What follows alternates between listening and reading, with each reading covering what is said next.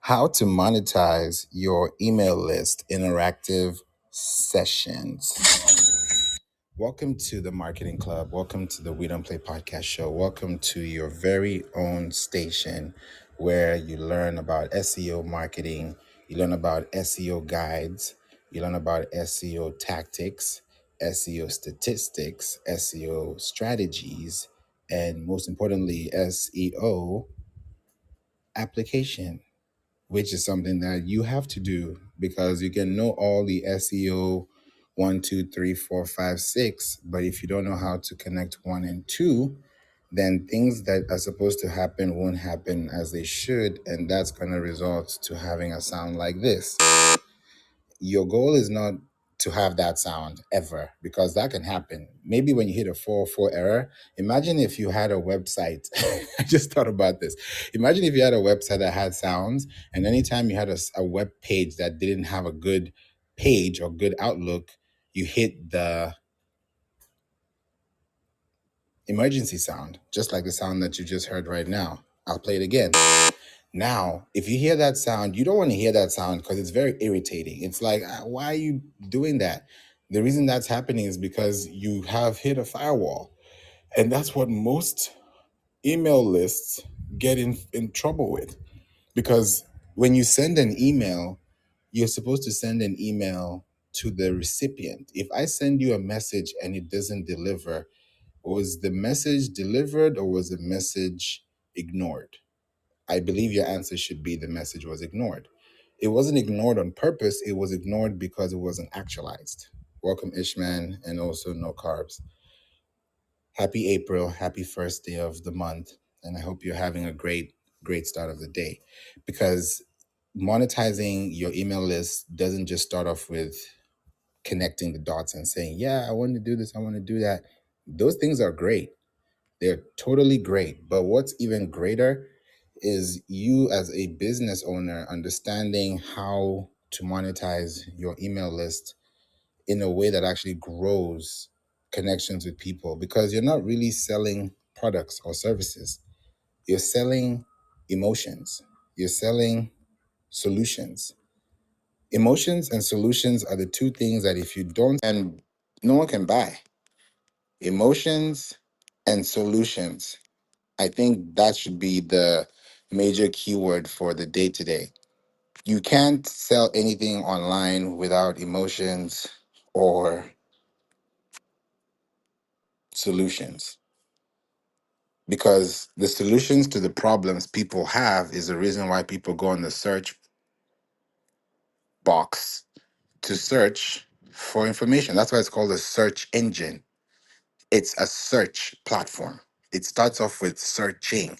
Like it can't get any simpler than that. Search. How do you search the engine and optimize the engine for search? It's a reverse process. Search engine optimization, optimize engine search. That is really it. It's a mirror effect. So if I'm doing search engine optimization, it means I'm going to optimize for search. Meaning if I'm optimizing for search, I'm optimizing for Google, I'm optimizing for Alexa, I'm optimizing for Apple, I'm optimizing for Bing, I'm optimizing for Yahoo, I'm optimizing for Yandex, I'm optimizing for Amazon, I'm optimizing for Pinterest, I'm optimizing for websites that have information that is going to require commercial and transactional intent. So when you're thinking about how to monetize your email list, your actual question should be, am I on a platform that actually shows up for monetizational purposes? Meaning, am I using a platform that I can actually monetize? Because some people have email lists and those email lists are not even being received. And then you keep sending emails,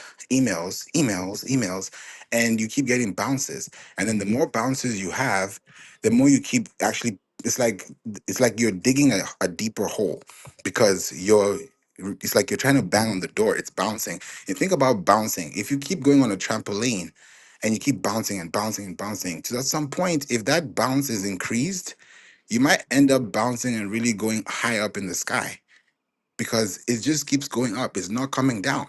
So the higher the bounce rates, the higher the exits. And why is it a higher exit? Because you're leaving at a faster pace. If you use a jet fuel pack, if somebody is using a bicycle, a tricycle, a motorbike, a car, a truck, a Ferrari, then a plane, and then a jet, who's going to win that race? Who's going to bounce to the finish line the fastest? That's the question, because you want to be that bicycle that is steady. You know that rabbit and the hare story. You want to be that person that is you're steady. You know the tortoise. Sorry, the tortoise and the hare. You want to be that person that is focusing on speed, slow speed, and it's kind of like a catch 22 because your website needs to be fast, but at the same time, you want your website to bounce slow. It's a weird thing if you really think about it, because you're sending traffic signals to people who are going to stay on your website. So if you're getting a lot of web traffic, it means that you're having a lot of web presence. And how do you have web presence? By being online and showing up for the people. So you're creating content that allows people to now connect with you. So you're really asking, how do I monetize my email list? You monetize your email list by first getting the primary contact. The primary contact. Today is tools. Today is tools. I like that. I like how you said that. You can use Tuesday for sure. I'm excited. Please feel free, Mo. You know, Zane, Eddie, Money, Alex, Mobology, Najami. Thank you for being here. I'm excited because I want you to see some really cool things. Speaking of tools, there's a tool I want to share with you today that you can use for free. And if you ever use this tool, please tell me how this tool went, because I'll just I don't know. Some people don't come back, but that's fine.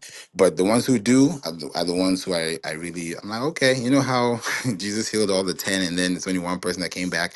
Everyone's like, yeah, I got this. Yeah, I got this. Okay, cool, you got it.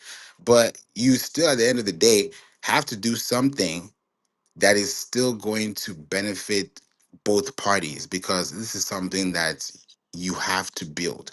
And when I send you this tool and I put it in the chat, it's called Digger Tools. And if you've never heard of it, please click the link. It's called Digger Tools. It's kind of like called Domain Digger. That's what it is. Domain Digger. You can literally search any domain and you can see a lot of things there as well. We use that platform to actually trace some error messages for our clients because we're trying to trace some things. So it's really, really exciting that we'll talk about that. And I'll go into Digger Tools today. And before we do, I want to pass it to you, Mo, and introduce yourself, let people know who you are, and we'd love to hear about the tool that you put out as well. Thanks for being here. Good afternoon. Hi, you're welcome, brother. Thanks for having me up here. For those that don't know me, I'm Mo Dub, the vet you love, right? I specialize in content, copywriting, things that Favor was just talking about. And it's so funny because the article that I put in the chat is an article that I just read yesterday on how Google and Apple are making it harder to get into the inbox. And some of the things that they suggested to help get people um, through is basically better segmentation, right? So you might want to segment your email audience out a little bit further so that it's a smaller list and better targeting, right? So that's the key right there, better targeting, because your email clients are more and more demanding more personalized content, right? And so I want to touch on something else that Favor mentioned earlier about the content, selling emotions and selling solutions. Right. That's one thing I tell my clients all the time, right? Every single piece of content has to have three things. Every single piece. You might want to write this down, y'all. Number one, you got to have the solution, right? Because they're searching for a problem. And you need to have your business in a position that you're found, right? You're not going out to look for customers. You got to be in position for them to find you, right? And number two, they got to have value, right? And value has nothing to do with price. Value has everything to do with how well that solution fit to that customer or that prospect, right? For example, Favor doesn't have a content problem, but he knows money does, right? So Favor refers money over to me. That's value, right? So Those are things that you need for value, right? People come back. Do they sign up for your email list? Do they subscribe to your YouTube channel? Those are the things I'm talking about. And then that leads me to the third thing that every single piece of content needs to have, and that's directions. What's the next step, right? Join your Facebook group, follow you on YouTube, download the lead magnet, enroll in your course, right? So keep that in mind. Every single piece of content has to have a solution, has to have value, and it's got to give a direction. With that, I'll close the mic. Smo Dub, and I'm out. Thank you so much, Mo Dub. That was fire. Super fire, man. Thank you. You definitely, the first thing you said was solution, and that's what I was saying even before you came in. And this is so aligned because I planned to actually have this room an hour ago, but I don't know. There's something about me these days that I'm just like, okay, nah, it's not yet time. It's not yet time. And and when it's time, I'm like, yeah, it's time to do this. So I also feel like at this time we're in, we also have to look at how we also relate with people online, and that's definitely through the emails. Like email is one place that everybody is in. Like email is like LinkedIn. When you hear email or LinkedIn, everybody turns on their focus readers. Like they're on because they know that that is a professional network, that's a communication platform, and it's a place that you can actually connect with people. So LinkedIn is huge for me, and just seeing it grow, it's like, okay, closing on 13,000 connections, followers. How do these people want to connect back with me? That's a lot of people. I can't talk to everybody, but whoever's listening should listen to something that they can benefit from. So I have that responsibility too. It's not just about the followers, it's about the commitment. When I look at the podcast, we have 124 countries that are tuned in every month. So I'm listening to what people are talking about, and then I listen back to make sure that I'm able to still understand what is being asked, because sometimes some things are very surface level, but they're actually on a deeper level. So that's why I've been really knocking out email marketing, and I'm glad that you said that, especially when you think about Google and Apple making it harder for people to get into the inbox. That's a real thing. How do you get into the inbox? And I wanted to mention something, and I'd love to hear your thoughts on this too, Modab. When people say, I want to get in the primary inbox, that's a great thing. But if your email ends up in the promotions tab or in the updates tab, people are not really happy. And I don't know why. Yet, Google Mail has created segments for you. You didn't create those segments, you got a Google account. Google even gave you bonuses and said now you have AI, you can start images, you can create your own labels if you want to, custom labels, do what you really want to do, because it's a great place to really, connect with people. But fundamentally, Google, which is a mail, Google Mail is a product of Google, right? Of Alphabet, which is a parent company. When you look at Google Mail and you look at your account, those sections, primary inbox, even the spam, promotions, updates, forums, those are segments. Those are segments. So if Google Mail has segments, why don't you as a business have segments in your email list? The deeper your segments go, the more relationships you can build. The more I know you as a person, the more we can connect on a deeper level. It's not science, it's logic. So you look at the connections you're building with, okay, these email contacts, are they real people? Are these primary contacts? Are these actual people who need that information? How are you able to really build up that tenacity? Because your goal is to put them in those boxes. That's why it's called an inbox, right? You put them in the boxes. If it's the updates box, that's updates. So, hey, we updated our privacy policy. That should not be in the primary inbox. That should be in the updates, because that's an update because it has a modified date. If it's in the promotions tab, hey, we have this 20% off, or we have this deal for, for the month, whatever you want to put in there, that's in the promotions tabs. Because when people are in those tabs, they're thinking in those tabs. If I'm in the promotion tab, I'm thinking promotion. If I walk into the store in a mall and that mall is having a promotion, I'm in that thinking mode about the promotion. So virtually, remotely, I'm still doing the same thing mentally, psychologically. So creatively, as a business, as a brand, when you send out an email and it ends up in those places, that's because of the context of those emails. If it's an image, if it has links, if it has links to other websites, it's different. That's why when you send an email and you put a link to another website outside your website, it can end up in another tab because that website may be a transactional website like Amazon, than sending them directly to your website where you can now control and now lead them to Amazon from your website. So everything starts off with your website. You can be on social media all day, but like Modub was saying earlier too, that direction needs to be there. There are so many articles I see on the websites out here on the web that don't have call to action. And they were written back in 2021, written back in 2019, some as far back as 2005. I've seen articles in 2025 that still rank on Google in 2025 that were written back in '05. So you ask yourself, what am I really doing with my emails?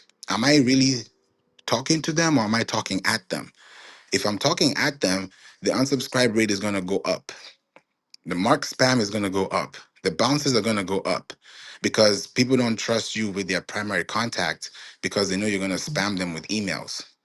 So there's branding involved. It's not just we have contacts. It's, do these contacts stay? Every email that they open, do these emails actually resonate with them? Are they learning something? If they are learning something, you'll know, because the more segments you create, the more segments you build. Because in those segments, you have contacts. If you have a poll, you say, hey, what do you like? What do you do? It starts building into those layers. So, Modub, I want to find out, and I would love to hear your thoughts on this. And welcome, Trisha. Good to have you here. Ahmed, Alan, Jimmy, Victor, Alex, and I see you as well, Celestine. Thanks for being here. What do you would you say about being in those segments that are already put by default by Google, as opposed to, I won't even say as opposed to, but in line with your segmenting on your CRM that you're using to communicate with your consumers or customers? Well, actually, I go a little bit. I mean, well, not a little bit, but like way big deeper than Google does. And tell you the truth, with my Gmail, I'm actually the king of like not reading that shit. So the segments actually help me out, right? So if I'm looking for promotion, I go to the promotions tab. But I will say that some people end up in my spam tablet probably because I don't open their emails, right? So I have been like victims of that, like looking for something, looking for the spam, like, oh shit, what's Favor doing here, right? You know what I mean? Favor's not spam, that's my man, right? So, but like for example, like I'll segment to right the general list and then turn around and like, okay, these are the people who responded to this promotion, right? These are the people who responded to that promotion. These are the people who actually bought.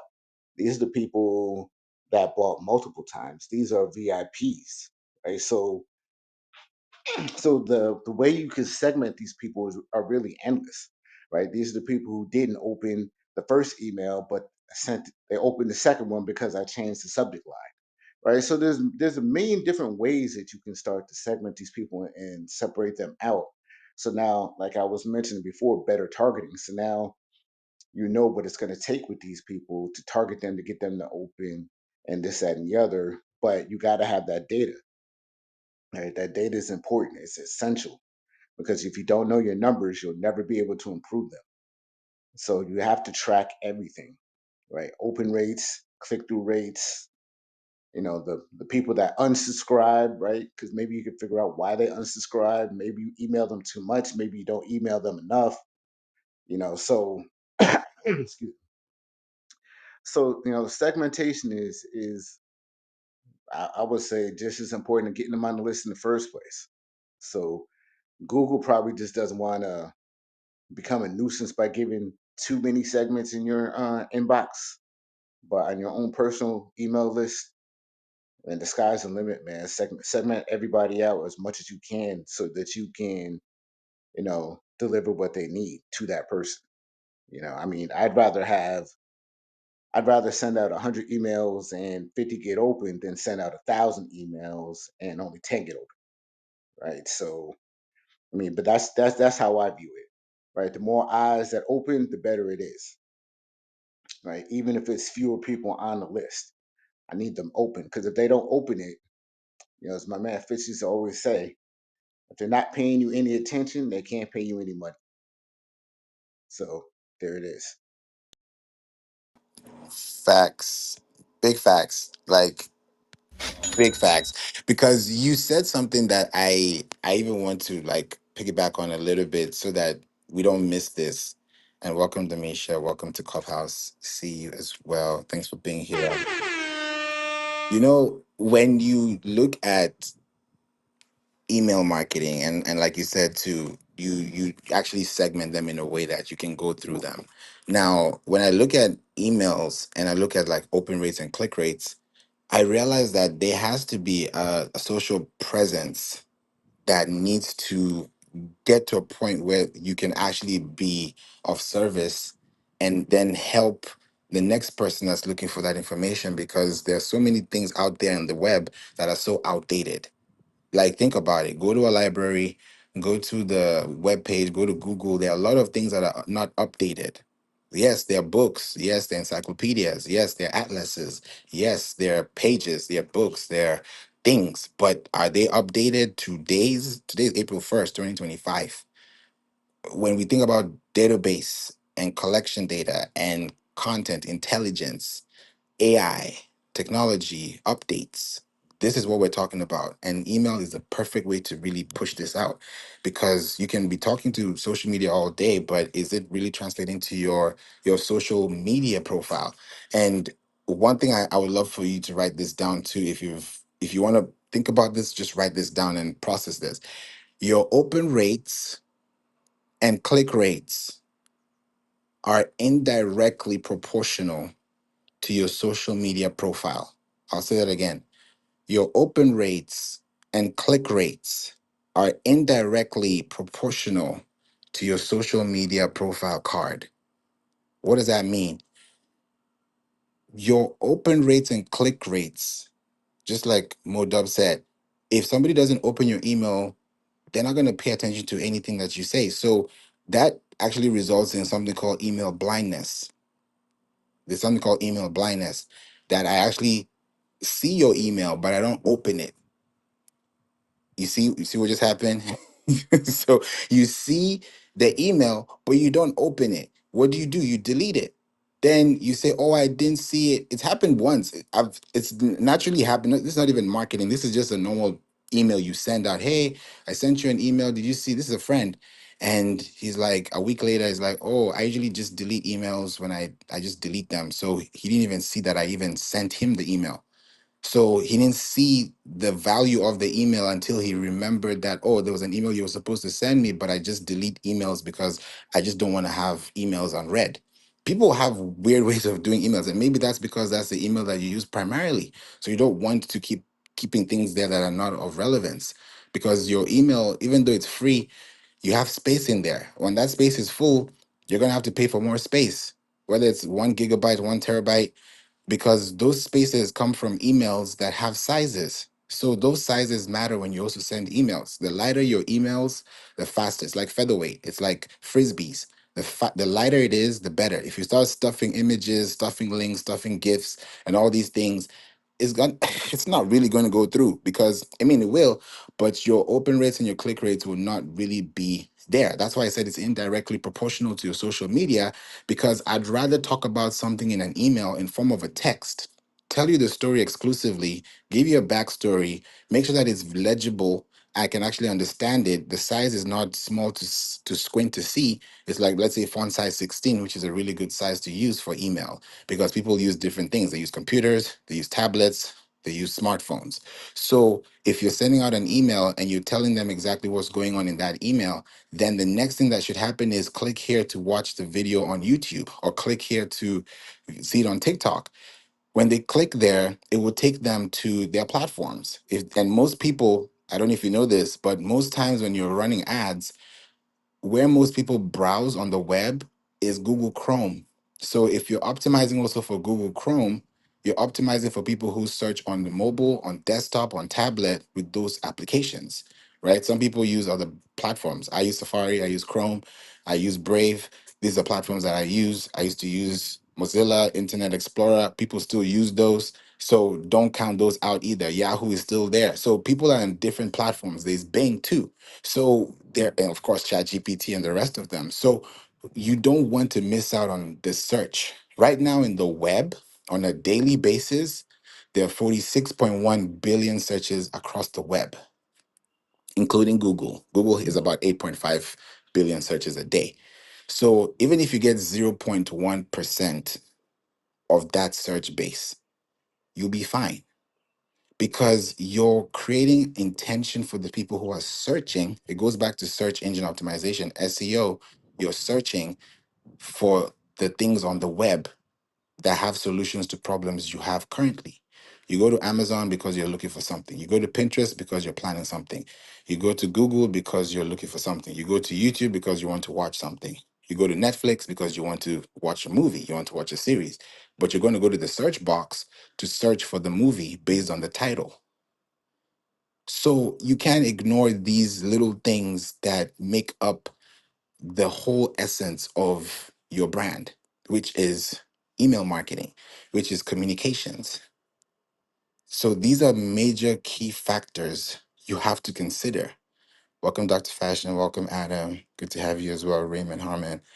You have to look at these things potentially. And if you're not just thinking about sending out an email, think about the different types of emails. It's not just, oh, percentages off, countdowns, polls.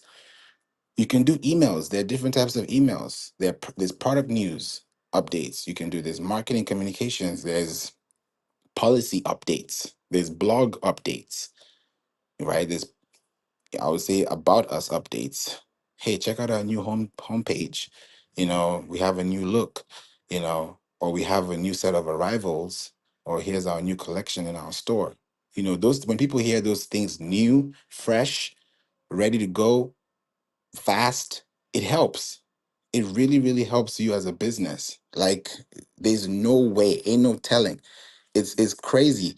A client, we just connected their Google AdSense because they are a spa. They do massage and spa services. And this is the first time in their business. They've been doing business for over 20 years. And they have a highly functional website, amazing service in person. This is in New York. And they're ranking, they're doing well. We did all the optimization within this 6 months. Within a month, last month, this is April. So a month before, that was February. In February, we decided to connect because we've been really optimizing the page and now they're getting traffic and that's leading them to their contact pages. Now we said, okay, we can't just be having this contacts and this information for free. Of course, it's for free because it's on Google, but we need to have something called HVCO, which is high value content offer. And that is letting them know, hey, we got to move you from here to here. So how do you do that is by pushing them from being on a space where it's a text, HTML, that's hypertext markup language. They are reading the text, but they're also visually seeing the elements on the text, which is a button. Buttons do better than hypertext, but that's also subjective because if your product or service, that could change. So not everything works for everybody. You have to test and see what works for you and what works best for the consumer that you're talking to. So when you start using buttons, it changes. So what we started doing for the client is we started changing the buttons and actually putting them on the blogs. And that increased the attention rate, retention rate, and conversion rate. We had a lift off because what that now decided to do was create an attention grabber that says, hey, and of course, we have a heat map on the website. So we know that if they're scrolling down to the bottom, he just texted me now. Speaking of, it's crazy. These days, when I think about things, it just happens. He just texted me on my phone right now. When you create intention online, you're creating that awareness for people, and you are like, okay, yes, we have all this kind of content offers. People can subscribe, they can actually pay, visit. Now every weekend they're coming for massage therapy. Even if, let's say, you have a bone structure that you want to like amend, or you want to like relieve of pain, they're able to do that. And now it's not just going into just massage for fun, it's actually something they're doing for helping you recover. It's like a recovery practice. So everything is completely different now. So we said, okay, let's put up Google AdSense. Google AdSense is pretty much a free platform that Google allows you to put a block of text, which is in form of a code, into your website, and then you can paste it either on your homepage or on your blog page, and there you can now have advertisers that can bid to now show up on your website as an advertiser, and then you get paid when they click on those pages on your website. So how do you increase that? By having more blogs that have more context. So you don't just get a check because you have a blog. You have to have blogs that have attention and retention. So this last March, he forwarded the email, and I was like, wow, I'm so happy this happened. And now it's just the beginning. And for the first time in his business 20 years, he got his first $100 check from Google AdSense. And it's really, to hit that Google AdSense threshold at $100 is really hard, because that means you have to have pretty much, think about it like points, like credit points. For you to have 1,000, that means you have to have like 100,000 impressions. So when you do the numbers, it's not just the unit value and the metric. You're looking at the threshold, and you're looking at the bandwidth. So him now getting that is in the first month, it's like, okay, let's keep going, because every article, there are articles that are there, close to over 80 articles. It's something that has been happening and it's building. So when you have more articles than the number of weeks in a year, then you have a higher average score than someone who is posting at least once in a while. So when you send out those blogs and you send them as an email, now what happens is people go to your website when you send an email, and now they're not just browsing at the page you sent them to, they're looking at your navigational bar, they're scrolling up for products, they're looking at what else you put on the site. If you have things, it helps. A website like Calm, Calm, calm.com, they do that very well with their blogs. You put blogs out there, but it will say, try Calm for free, try Calm for free, try Calm for free. But they're telling you about how to breathe and how to focus on energy and how to focus on this and that. But in essence, they're telling you, download our app.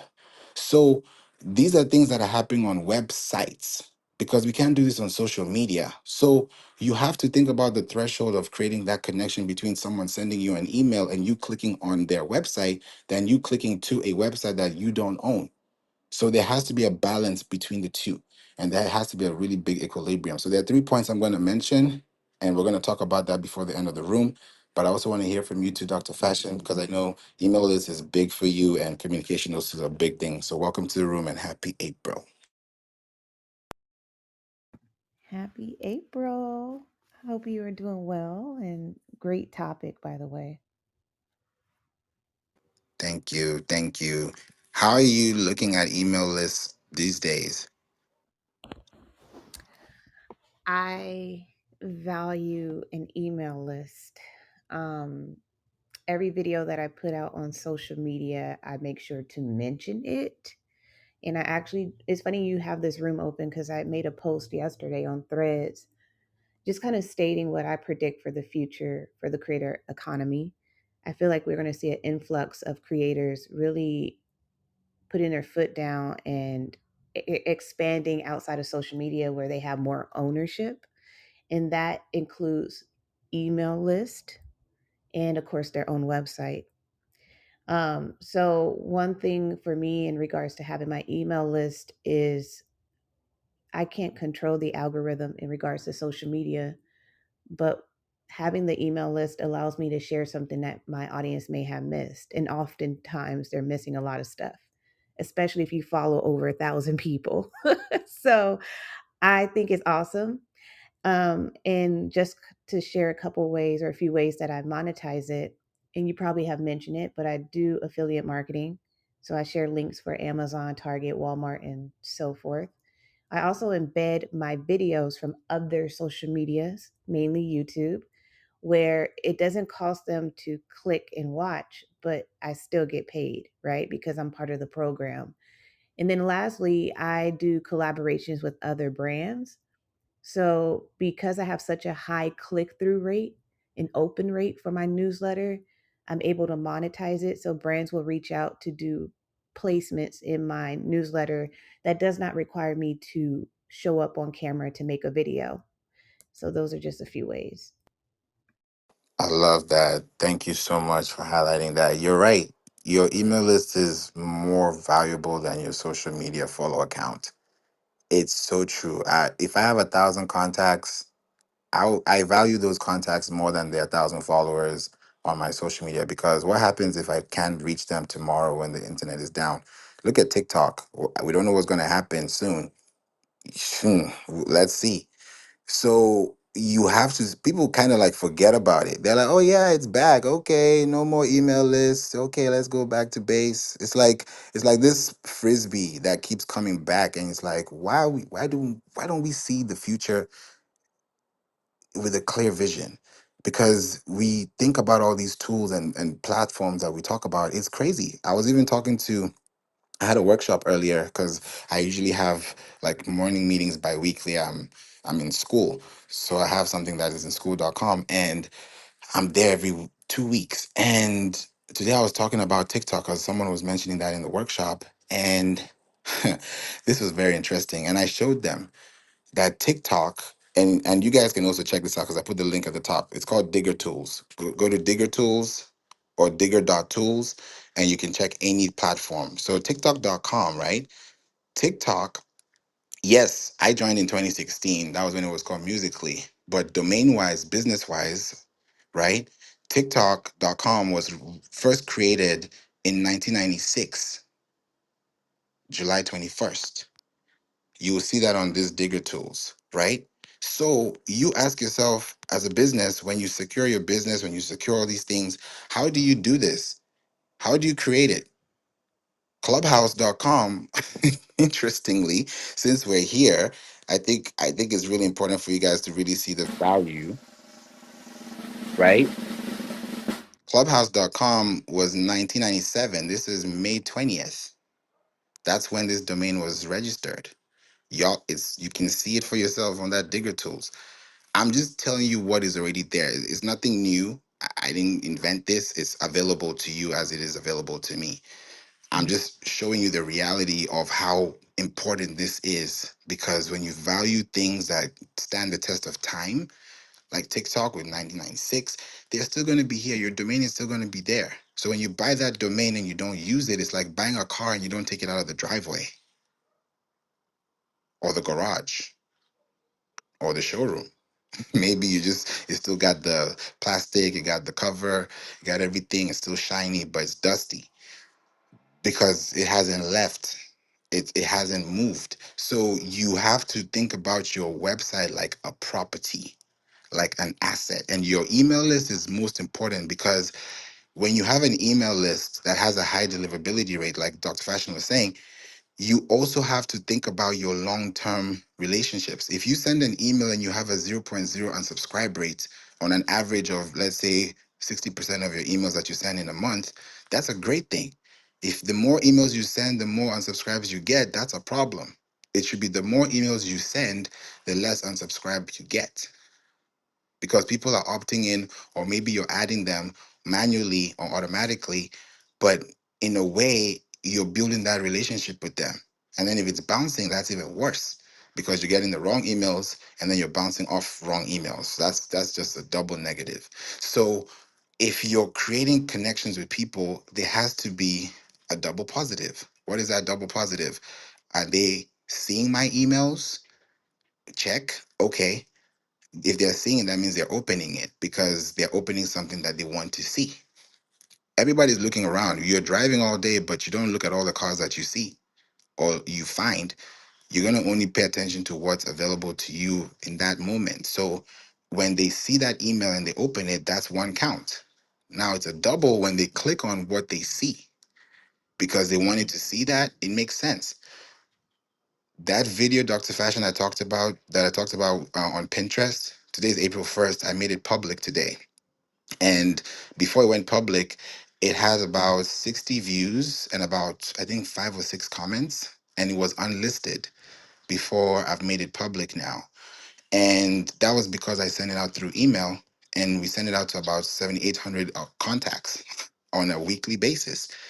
So out of those, two of them are clients.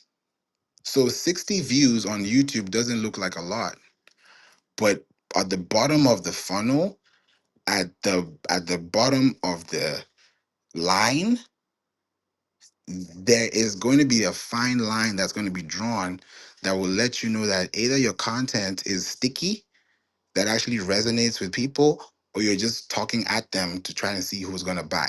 There's a difference. When you're educating someone, that's why for me, it's really hard for me to sell because I'm educating you. I'll tell you, this is what's wrong. If you don't want to fix it, that's fine, but the problem is going to stay there. But if you fix it, this is what could happen if you fix it today. So when you look at that attraction marketing and you look at how your business is as a model, that has a completely different state. I'll call it a brand archetype for yourself. How do you really show up? Every business has the way they show up. So if you're showing up for the purpose of educating and connecting with people, every new person that comes in, it makes sense.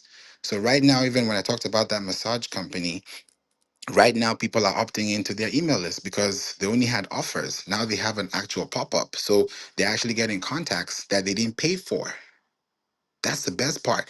You're getting contacts that you didn't pay for because you're organically spending time with people who actually find you on search engines that find products and services that you provide. That's the best part. We don't run ads. We can help you run ads, Pinterest, TikTok, LinkedIn, Google, YouTube. But what's the purpose when you're already doing that? And then when you do, you actually save more money because you're now retargeting instead of going to cold audiences. You might do cold audiences, but it's also at a reduced cost.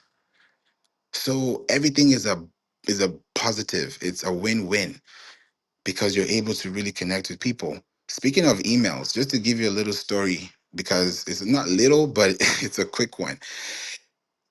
I mentioned early, this today is Tuesday. Yeah, I mentioned this yesterday, and I was in BWC, amazing, great space, and I was mentioning how that I was going to have a call with somebody that works at Pod SEO. And I had the call today because I've been having calls all morning, all day. And that's why this call even pushed back by an hour. And I was like, yeah, I need to make sure I'm here and fully focused because I don't like to be distracted when I'm on Clubhouse. I want to give you my undivided attention. So I had a call this morning with he, he's an amazing guy, and we've never met before, and I talked to him. He works there, and he's all the way in Switzerland, right? I don't want to get too much into detail, but he's in Switzerland, and we had a call this morning, and I didn't know what to expect. Guess what? I'll just give you a little hint. You know the people who build things in the past, and you look at them, you're like, oh my gosh, that was you. I had that moment today. I had that special moment today. I get in the call. I'm like, hey, nice to meet you. We're talking. He already knows all the pod. Like, we're really past that conversation of who are you. I don't know who he is because I've never met him before, right? Welcome, Marjan. I don't know who he is. And Idona as well. Glad to have you here, Apprentice, as well. Paratika, one is just acknowledge you, and Jay. So he tells me founder of Spreaker. I'm like, what? He's the one that invented Spreaker, and then he became a COO, and he just recently moved, and now he's created something called Pod SEO. So I'm like, who am I talking to? All the way in Switzerland. They're the ones who reached out to me. The founder reached out to me, but I didn't talk with the founder of the company. I talked with somebody who is now, of course, he was at CEO, but now he's the founder of Pod SEO. So it's like he's co-founding with people that are really inventing things, and you're looking at their track history. And this is something he's not a rookie. This guy has been doing this for years. He just created this software because he realized in the podcast world, and he told me this, and I want to tell you this too. And I love that he said it because it really gave me courage, and it was really encouraging, especially 6 years podcasting. Sometimes you don't know these things until you realize them. And he's like, every other platform has their own ranking tool. Amazon has their ranking tool for influencers. This platform has their ranking tool, but podcasts don't have ranking tools. You just show up on a podcast, do a podcast, and that's it. Now there's a ranking tool. And he showed me my ranking. Right now, the highest I've ever reached, and the ranking goes up and down. So it's a variable score. So last week, I hit 70,000 out of 4 million podcasts. Today, it's at 100 and I think it's 115. It keeps changing out of 4 million podcasts. So he was showing me, and I was like, what is this pod SEO rank score? So you can actually search your own podcast and get your own score. It's a free score tracker. If you don't have a score, it will tell you. If you have a tracker, if you have a score, it will tell you. It will tell you you're number 1 million or number one. It will tell you. It tells you everything. And then they track Amazon, they track YouTube, they track Spotify, and they track Apple. And there's some things he mentioned. I won't go too much into detail. Why am I bringing this up? It started off with email. I wouldn't have been on that Google meeting today if I did not respond to that email, and if I did not make sure that SEO wise the podcast was actually being seen, that somebody could actually send an email in. I had a podcast interview yesterday and I asked him, how did he find me? And he told me that he signed up to an agency, and the agency picks out the best podcasts in their industry so that they can actually, do, pitching to podcast shows to, be a guest. So anytime I get an email, I'll send them a link to book a call. And that's how he found me. And he was like, oh, wow, this is really cool. And he does amazing stuff with his own business. These are people I don't know. I've never met them before. Like I meet a lot of people that I've never met before. But the people that I meet, I'm like, if this didn't happen, this would not be happening. Like Clubhouse, I would not be on Clubhouse if I was not podcasting. That's the reality. So for every action, there's a reaction. So email marketing, monetizing is not just, oh, we want to make money on the email list. The goal is, are the people you're resonating with actually bringing value to the table? And are you also adding value to their table? It's not about what they have to give you, it's about what you have to give them. They opted in. Opt in means that you're the option that they want to consider and actually be attracted to, they want to connect with. So when they're connecting with you on email, it's because they're not unsubscribing, because they know that this email is important. If somebody opens your email 20 times, that says a lot. That's a huge trigger alarm. 20 times opens your email, it happens. That's someone that you should be like, okay, if this is 20 times, then there's something they're really looking for, because they've opened it, they've started, they've read it, they've probably printed the actual email. That can happen. But when you're not communicating like that, it changes everything. So there has to be a balance between the two. And that's how you're able to really, really change things, and things go in the right trajectory as well. So I'm really excited about this topic today. And also, just to give you a little insight as well, this topic for the room today is not a topic that I created. Let me tell you how this happened. I would say I created it, but indirectly. I didn't like type it in verbatim. I found this, let me just say it this way, just to make it easy. The keyword monetize email list was, or is, one of the ranking keywords that my podcast is in need of. You know how we talk about Google Search Console? Now with Pod SEO, there's a keyword tracker that tells you the search volume. Like we went into depth today, and I was like, this is a technology tool that I'm gonna tell people to the mountaintops, because people need to know these things and know how they're even scheduling podcast episodes. Just the simple fact of uploading things. And when we now went through that process, I understood that, okay, if I'm seeing monetized email lists, that means people want to learn about this topic. That's why this room is also very interactive right now. We're a lot of people here. So the data is telling me people want to learn this topic. So I'm going to make sure that the podcast is aware of this information, and the community that is listening is also learning something, and that connects. Someone connected with me yesterday. He listened to me on Black AI Think Tank from LinkedIn, because I'm in a Black AI Think Tank community on LinkedIn. And he sent me a LinkedIn request yesterday, and he booked a call for 6 a.m. this morning. That's why I've been so busy. And we talked about, he builds websites, and he's been doing for 20 years plus. He's been doing it for a long time, but he doesn't do SEO. So now he's like, okay, we got to do this. We got to do this. Now we have built a whole relationship. It came from LinkedIn. And he said that he watched one of the videos that I did last year, because I did a presentation last year in the Black AI Think Tank community. And he watched it and he was like, the way you break down SEO is just different. So I just wanted to connect with you, because he knows his stuff. Like he builds website, he codes. So there's nothing I'll tell him that's new. So it's like OG, he's an OG. So, and I was just listening. I was like, what? You coming to me? It just makes me feel like I just wish more people can really see the value in communicating with people in a very easy way. Like if a 5-year-old can understand what you're trying to say, everybody can understand what you're trying to say. it's just that easy. But sometimes we don't think about those things because we overcomplicate it. We really, really overcomplicate it, but we can definitely simplify because we have a chance to, because we're here and we can make that definite change. So I'm excited that we're talking about this today. Margin, thank you for being here. It's been a while. Love to have you in the room today. Happy April, and we'd love to hear from you. Yes, hi. How are you? Yeah, happy spring, happy April. I don't know. Are we supposed to say,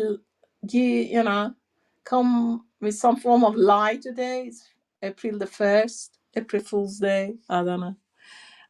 But yeah, interesting topic. I just want to it's quite interesting to talk about email list. But I thought that because you just mentioned, um oh yeah, if people engage with the emails and they open in one email 20 times, that's kind of very good, and we should really, that's a strong sign that they are interested. But actually, if you don't mind, I want to a little bit contradict that, because I personally have got an email list, more than 2,000 contacts, everything organic, nothing has been purchased or referred to or anything like that. And I do have lots of people on this email list that they open emails after emails, every email 6 times, 10 times, but they don't buy anything. So I'm just wondering that what's the value within that type of community that are really interested in opening the emails, really interested in looking at what you have to say or to sell or whatever, but they are not interested in actually paying you for it. So if you could just maybe expand a bit more on that. And I tried everything. I tried follow-up emails. I've tried, is there anything we can help you with? I tried sending customer testimonials on the clicks that was leading me to believe that this is something particular that I'm interested in. And at the end, I noticed that they were not interested in buying, full stop. Why the clicking, why the opening emails, it still puzzles me. As if people have got nothing better to do, to click on the stuff that they are interested but they don't want to buy. But if you can just explain a bit more what could be behind the psychology of it, that would be great. Thanks. Thank you, Margin. Wow, that's a great, great question. There are two answers I have for you, and it's going to be either or of those options. But before I do say that, I want to ask you, what has been the highest open rate percentage, average, and click rate average? The thing is that I'm using. Can we name the platforms we Yeah, use for yeah, Mailchimp? yeah. I Okay, use well I just Flowdesk. said You can it. say it. That's fine. I use Flowdesk. Yeah, okay. I use Mailchimp. I was going to say that that one looks like a monkey, but no, well, now you got the name. And now Mailchimp has got a new function which you can exclude this, because apparently Apple takes a copy of each email if people open the emails on mail on their iPhones or Apple devices. And when the app takes a copy, it could look as if people have opened the email, but they haven't. Apple has opened it, not people. And now MailChimp has got a function that you can turn that one on, and you can actually see the actual opening rates, not the ones, because on the face value, I could have a 74% opening rate. But when I turn that one on, all of the sudden 74 drops to 27. It makes a huge difference. Apparently, lots of it is just a matter of um, the software has to pick up which one is the actual click. So if you say that the opening rate is around 20 something percent, around just under 30%, when I turn that option off, so I'm looking at the actual people who are interested in clicking, and the click through rate, it could be something around 1%, a bit less than that, a bit more than that, but a struggle to reach 1%. But when it comes to opening rate, those ones that actually do open, I'll go and look at them. And sometimes they open the same email 6 times. They click on the same click but call to action button 3 times, but they don't buy it. And I don't understand the psychology behind this. Okay. Thank you, Margin, for that feedback. I really need, that's why I needed to ask that question. So, the first thing is this: the platform, the engine that you use is important. And I've always mentioned this before. MailChimp is a great platform. They've been there for years, just like GoDaddy is. But times have changed and things have changed. And I'm not saying that MailChimp is not good. And I think anybody that's heard my podcast or listens to this knows I don't like MailChimp. I used to use MailChimp. And anytime I see MailChimp, I always want to move or migrate from MailChimp for two reasons. One, the price, meaning that if the more email lists you have, the more you have to pay, which to me is not an ethical marketing tactic or even strategy or even a thing to do, because I should be lowering, like if you think about like taxes or product depreciation every year. If you have a 5-year timeline and you buy this product at 3,000, by next year it should have dropped 3%. Like you have a depreciation score, like you have assets and liabilities. So why is my asset, which is my email list, becoming a big liability? Because I have an overhead cost that is growing. That to me doesn't make any sense. That's why I use Flowdesk, and that's why I'm a Flowdesk partner now. And I got to meet the founders at Flowdesk 2 weeks ago, and we had a Zoom call. And I'm all for Flowdesk because they partner with Amazon, meaning that you have high deliverability. You don't have to think about the price. You can, anybody that is spending anywhere between $100 and up per month, that's to me is a red flag, because if I put another $100 on that, let's actually, without my coupon, without my 50% off, $408 a year would give you a whole year of unlimited subscribers, unlimited emails, and you're able to connect. And I've tested this to the roofs. We have a client, he's in Bosnia, and he has an email list, like you said, Margin, organic, because we built his portfolio. He's not even monetized on YouTube. Check him out. It's called SF Walker. He's on YouTube. He's doing really, really well. He has a list of over 50,000 subscribers, and we moved him from Aweber to Flowdesk. 50,000 subscribers. He's already made his money back for the year that he's paid for one balance. Not because he's just putting out content, but because I talked about this earlier in the room. I said that your open rates and your click rates are indirectly proportional to your social media profile card. That's a very, just think about that, because yes, you're on social media posting every day. Yes, you're on social media engaging with people. Yes, they're opening, but that doesn't mean they're going to buy. I can go to the store every day. I can window shop 365 and I'll buy 1 cent from any store that I visited. I may buy gas, I'll buy tires, but I'm not going to buy anything from that store.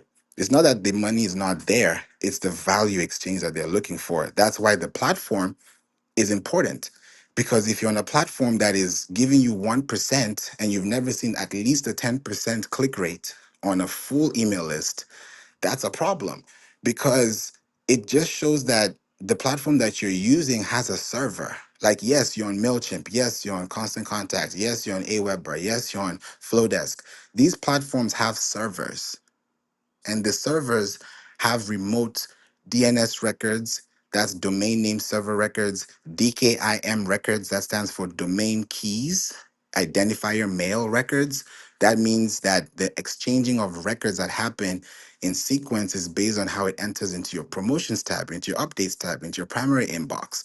So yes, they can open your emails as many times as they want, but the problem is, like you said, they're not buying, they're not doing anything. So they'll see those things and they'll not move an inch, because that's all they're getting. It's like they keep hitting a brick wall.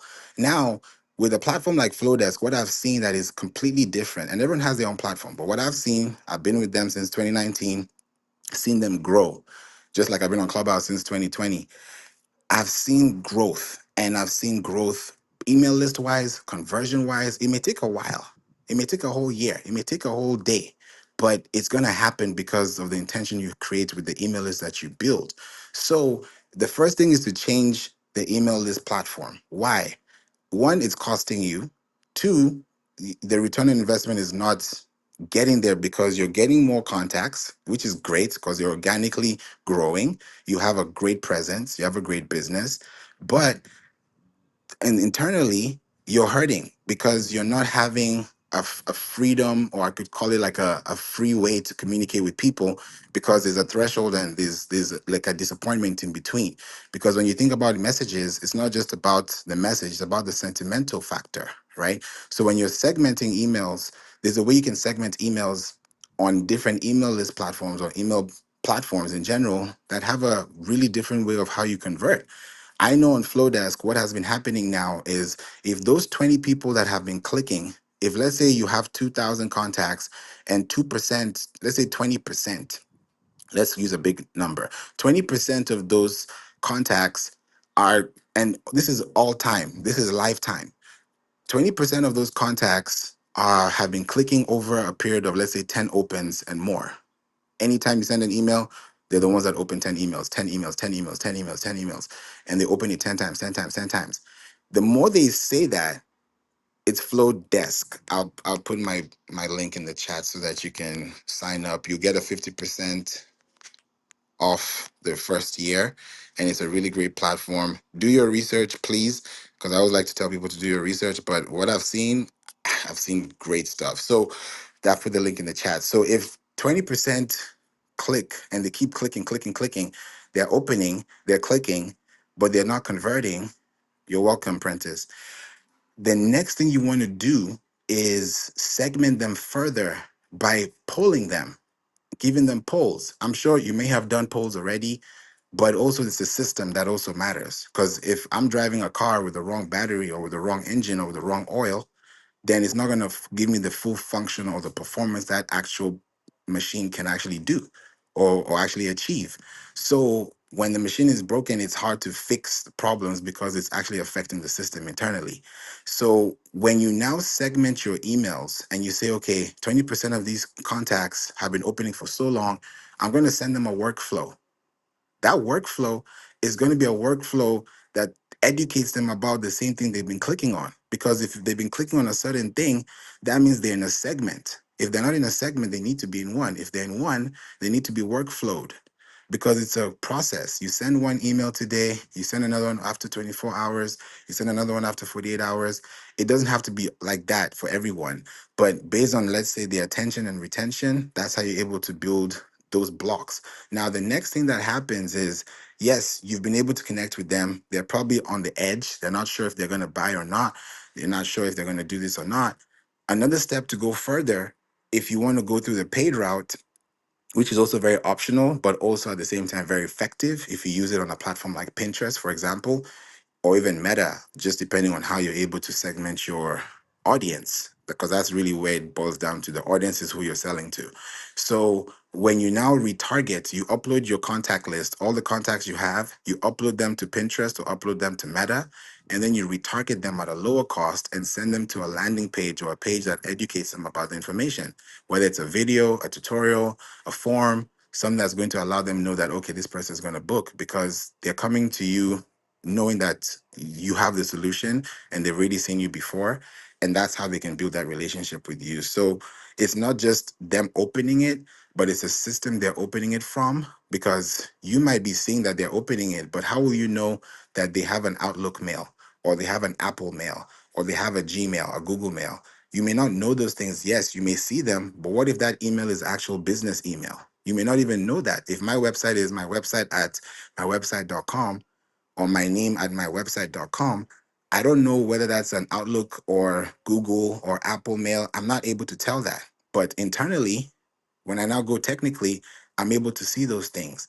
So to solve that problem is one side of the curve, or one side of the road, where you change the system entirely and migrate all your contacts so that you can first save money, secondly have aesthetically beautiful looking website pages, and also pages that also look aesthetically pleasing on email. Because MailChimp, I know they may have templates, but I've not seen a great email template with MailChimp that is really like I'm talking like futuristic and also easy to see and easy on the eye compared to other platforms I've seen. So I know with a platform like Flowdesk, for example, because there are other great platforms too, I know that aesthetically, for someone to see something to click on it, it takes something that's visually appealing for them to engage.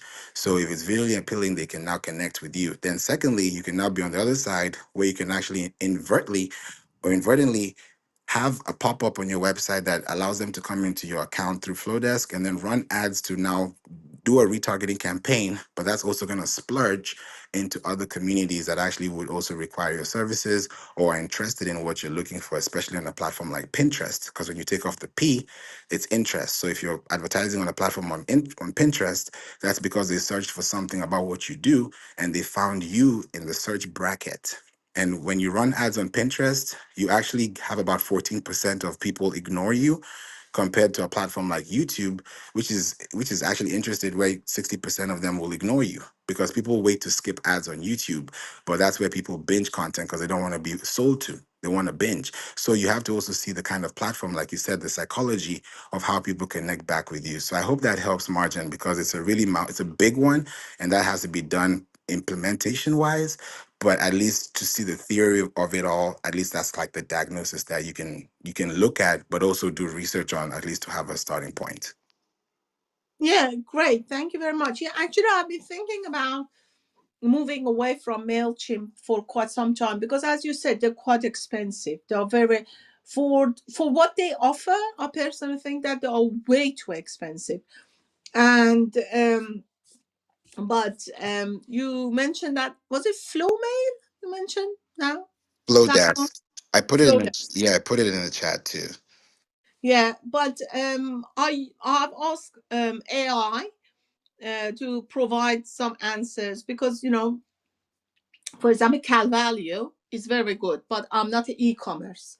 That's a very good platform for e-commerce, and it comes up with MailerLite, Active Campaign, Sent, Calvalio, ConvertKit. So it also comes up with different platforms. And if you haven't tested all these things, you just don't know. I know Calvalio, I know it's very good, and I know it's quite specifically targeting people to trying to sell products. And because I'm not a product person, I don't sell products. As good as Calvalio is, it's not my thing. But I'm trying to see which one could be better for service, a small business service industry. Yes. Yes, definitely for your business, it would be Flowdesk because I met with the founders and they specifically said that Flowdesk is meant for small businesses and it can also scale because they have a server. So you mentioned MoveSend. These are all great platforms and I've seen them, but most times people choose platforms based on the aesthetics and the price.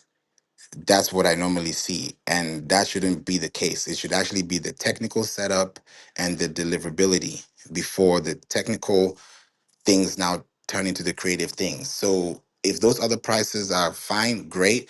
It works for everybody. Everyone uses their platforms. But what I've seen for businesses, both e-commerce and service-based businesses, because if you have a Shopify account, it connects your account. If you have, I'll say a honeybook account, it connects it there. If you have Canva, even right now they just released it. Flowdesk just announced something today. They've integrated Canva with Flowdesk. So if you want to create images, gifs, and all those things, you can do them directly through Flowdesk because you have your Canva integrated. So they're doing things to make your life easier. And sometimes we just complicate our own lives for no reason when you're like, this is the way, but you want to try another way, but that's okay because we're very curious and we love to definitely try because in marketing, if you don't try, you never know. How will you know if you don't try it? But to save you on time, that is something we don't have. We don't have time to replace time. Then if you're looking at the service right now, I don't know when your next bill is, but the next bill that's coming is going to take another percentage of what you could have saved if you moved before that time, it's like moving before your lease is up or moving when your lease is up or when the contract is up, because you want to make sure that you're looking at your content. You know, what is the deposit that you put in? What are the email lists that you were able to connect with? Can you make that back? Can you move them over? Can you connect with them? So there are other platforms, yes, out there, but from what I've seen from a technical standpoint, when I think about technical, I think about being delivered and not being spammed. That's another big thing to think through. So if you're already using Google Workspace as your email platform to send out emails, then that Google Workspace email also needs to have a respondent. And that respondent has to be on a platform that has a good web server platform.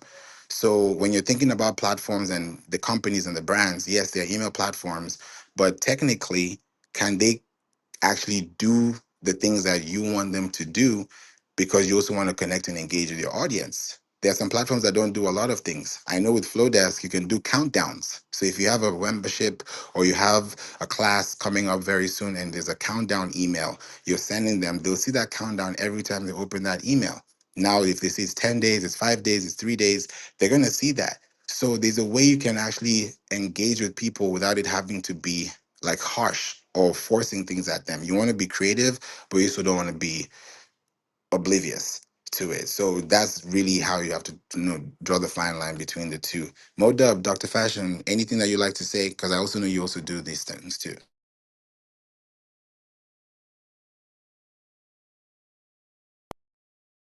My brother, I'm not my bad, brother. Repeat the question. Because I was like distracted doing other shit. No worries. Based on Marge's question, when it comes to like just email is choosing the right platform, what do you see or consider? Like, do you test the platforms? Do you know what works, and then if it ain't broke, don't fix it? Actually, my new favorite right now is Mailer Lite. Um, and the reason why I like Mailer Lite, you were talking earlier about how a lot of these email providers, how they jack the price up the more subscribers you get. But Mailer Lite is pretty high for the free level, and they also give you 10 landing pages for free, where most of them only give you one. So that's one of them that I recommend for new people just starting out with their lists. Thank you, Mo. Great, great. Yeah, these are platforms that you can try out. For me, I just want what works, because I don't want to keep moving houses. Like, moving stuff is stressful. I don't know who likes moving. I don't like moving. When I move, I want to stay where I've moved to, because if I move and I keep moving because of this or that, then it's going to keep getting stressful when, now you have a bigger list, then you have to move and then you have to consider things. It's a whole conversation on its own, but it's also something to, like you said, to start. Flowdesk gives you unlimited templates, unlimited emails, unlimited subscribers, unlimited workflows. I don't know where else they do that at, because it saves you on time and you're only spending what, $208 for a year. That's a huge save, because now you don't have to think about email lists for another year, or whether we grow 5%, 10%, 50%. That price is going to be the same price, and that's a good thing. So it helps you as a business to scale, because you're also dealing with servers that help. And let me also say this too, because I also, when I keep saying migrating, I don't just mean for the sake of just moving platforms. This is because technically, when you move from one platform to the other, there's something called your sender reputation that goes down. It's like when the lights go off, it goes down. Like today, I had a workshop and then we had a power outage for for 10 minutes. I was so mad because they sent a message, oh, sorry for the convenience. You didn't say it before, you said it after. So I didn't know. I couldn't even tell them, hey guys, we're going to have a scheduled power outage. They sent the notification after. So I was like, really? That happened today? So I'm like, really, of all days, it's not an April Fool's joke. Like, you should have just let things happen or let things do the way they were supposed to do. But how will I communicate that if I didn't have an email list? So that's where communication comes to play. Yeah, Vanessa, it was terrible. And then everyone was like, wow, we had like 30 minutes to go and they cut it off 10 minutes in. to the end. And I was just like, wow, we're gonna meet again next week, next Tuesday, Upper Tuesday, because we meet every Tuesday. So I couldn't do anything. And then I'm calling the service, they're not picking up. I was like, this is just terrible. Then they brought the lights back when everybody has left the Zoom chat and the Wi-Fi is off. I was so mad, but I was like, you know what? I just gotta enjoy the day. It's a new month. I'm alive. It's a blessing. Like, I look for the positive things in life. I don't stay on the negative because it's 1:15 p.m. I can't go back in time. So I focus on the good things, the positive things, the next things that will help me get better so that I can connect with people and experience these things because we're humans, we're not perfect. Things happen. So when I see these things and I express them, it's natural because one day something may happen to you too, and you might remember, oh, this is how somebody dealt with it. Yesterday, I got a call from someone who amazingly well, he's doing so well, went through something that was really, really huge and it's life changing. And I got that call and it made my day yesterday. So I'm seeing different things and there are different emotions people go through because when you think about email marketing, the topic is monetize. Welcome, Marcella. The topic is monetizing your email list, but it's not really about monetizing, it's about the emotional factor. If you take out the emotion and keep the logic, you'll forever keep seeing that happen on a repetitive scale, on a linear scale. So you have to think about the long-term effect on the connections you're making. Is it free or is it paid? What's the price and what's the cost? We have to really ask ourselves those questions. What's the price today and what's the cost? The price of me paying for free today will cost me tomorrow because I'll have to pay a fee because I didn't do this now. It's like planting a tree. So how do you plant seeds that are in the right soil so that when the right time comes and the right rain falls, then you're the one that actually catches the first fruit? It just makes sense, but I think we complicate it too much. But to each their own. But I also love to educate. I love to show this is it, this is that, because everyone has a choice to choose, and that choice is yours, and it's 100% your way. Because it's your right. So I'm really excited that we're talking about this. Dr. Fashion, what about you? What would you say about platforms, and what do you like to use that has worked? Because things work for everyone.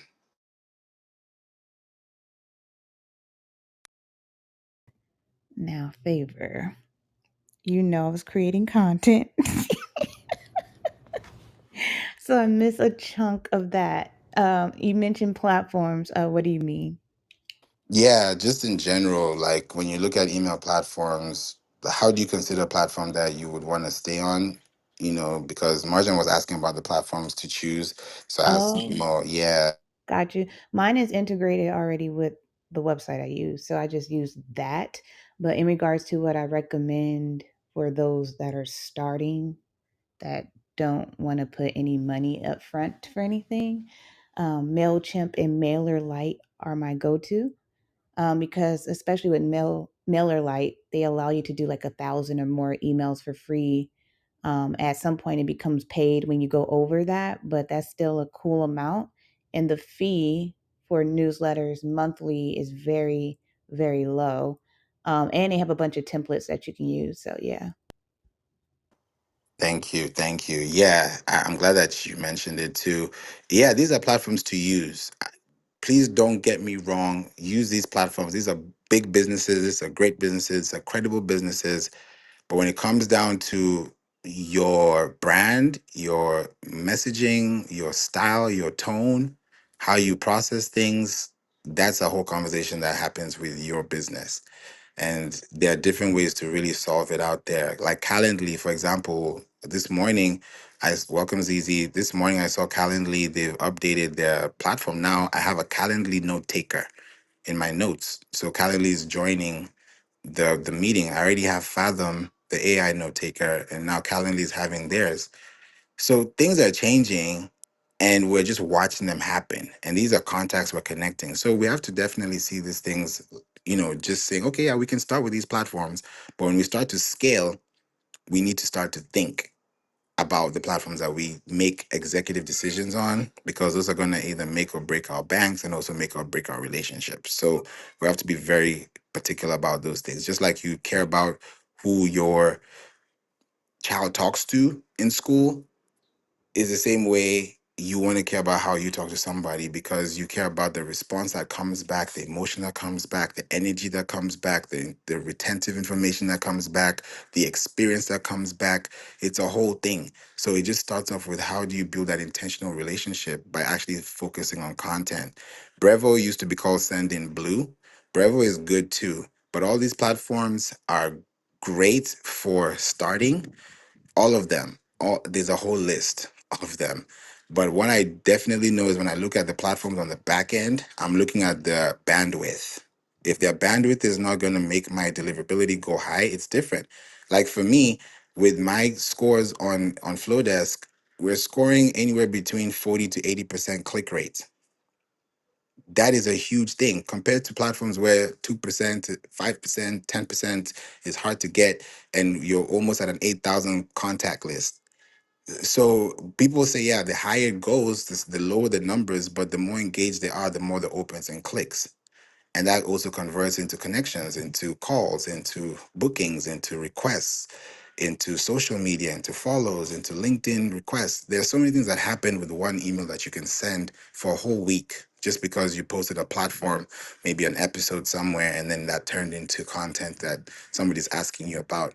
How I mentioned yesterday, somebody from LinkedIn connected with me. I've never met the person before, and he listened to something I did last year, and he's the Black AI think tank on LinkedIn, and we had a call at 6 a.m. this morning.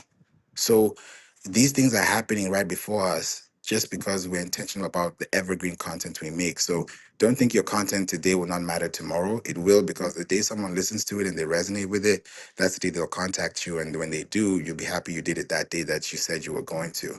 So it's just building that relationship and just choosing a platform that is first technically sound, technically savvy, and then creatively edgy. I can put it like that because you can, really play around with it and really give your brand the archetype it needs. So thank you for that feedback as well, Dr. Fashion, and that suggestion, Margin. Vanessa, we'd love to hear from you. Mm. What's going down? Hey, Favor. How are I'm you? great. Glad to have you here. Good, good, good. Thank you for having the space. Um, oh my gosh. I was gonna say I love it when you talk nerdy. And I was just thinking about CZ because we talk about loving it when people just talk nerdy to us, depending on these different topics. And email is definitely one of those things that is like one of those things that is hard for me to comprehend when it comes to, all of the complex things that you explain so great. um, and so speaking of like which email platforms to use, I have been using Flowdesk and I love Flowdesk. I think we've talked about that before, Favor. I love the aesthetics of it. I just it's a beautiful platform. And I'm also using another one. So I guess that's where I kind of want to get your take. So I haven't gotten rid of Flowdesk because I love it so much, but um, the uh, the platform that I use to host my virtual yoga studio, it's a platform that is specifically for like trainers and yoga teachers, basically, fitness teachers that can use this platform to monetize. And within this platform, they have now put in a marketing suite with it. And so I upgraded my package to include the marketing suite because it's kind of an all in one kind of thing. I don't have to go anywhere. I can just work all within the platform itself. The only thing is that it is not, because it is newer, it doesn't have all of the features that Flowdesk does. And sometimes they have technical issues. So I use kind of Flowdesk as my backup. And I don't know, I guess part of me is asking, should I should pick one or the other, shouldn't I? And then is it confusing to my audience? Because here's the other thing too. I feel like I get a better click through and open rate with the marketing suite that I have that's within the platform that I use versus Flowdesk. So I'm kind of on the fence, but I don't want to get rid of Flowdesk because I love all of the features and I occasionally use it. But I'm paying for two platforms and that's just kind of silly. So your take on that would be fantastic. Over to Thank you, you. Vanessa. I like that talk nerdy to me. That was dope. Thank you for coming and letting us know about this specific question because it's very important and some people do it. I've seen it happen with clients where they'll choose like two platforms on the website and then maybe one externally or one and one and try to use both. It's possible. You can. Like if you think about these stores, like these brick and mortar stores, they have those things. You can use them, but there also has to be a disparity between the two. They can work together, but they also has to be a mesh and not a clash. So when it clashes, it's clashing because the records are not representing the same information. Have seen it happen before where you download or you have an email list and you sending out an email list, and the reason why it's not getting there is because the domain you're sending is not having a DNS record that should be kept into your feed. And if it is kept, then it might also have to deal with how you're sending out the emails. So if you're looking at the difference, let me even ask you this because I also want to get really specific to the answer. When you look at the difference between the open rates and click rates, like the margin, the difference between the two, what would you say that margin looks like based on a percentage score? It could be a linear scale. What would that look like? I would say open rate, maybe 10 to 15% difference. Click through, maybe 2 or 3% different. Wow. Okay. So if they're similarly close, that just tells me that the only way, and this is now where SEO comes in. This is the big part now. And I think this will solve the problem. And I hope this will answer the question on which platform to choose. When you start sending emails to contacts, they're going to get emails from two different places. And that can happen. You can have a loyalty program that's sending an email, and then you have a booking email that's sending something. Just like for us, there's Honeybook, there's Calendly. Those are two different things. They're two different platforms and they come from emails, which still works. Now, the place where it clashes is how you send out the emails and then how they talk to each other based on those things. I just still talking nerdy to me on for Facebook post. You're funny. So when you create an email, you're creating an email to drive attention and drive awareness. That's the first point of action. That's the first thing that we're trying to do. Drive awareness, drive attraction. Where are we attracting them to? The email. How are we going to do that? By letting them click. And some platforms allow you to add preview text. Some platforms don't allow you to add preview text. That is so I think it's the most underrated feature. The most underrated function is the open rate, but the most underrated feature is the preview text. So when you have the preview text, that is going to allow someone to open the email or click to the email. And then you can tell them, I usually say this sometimes, hey, make sure that you scroll to the bottom of the email so that you can now see what we have for you or what's in store, like in a very quick way.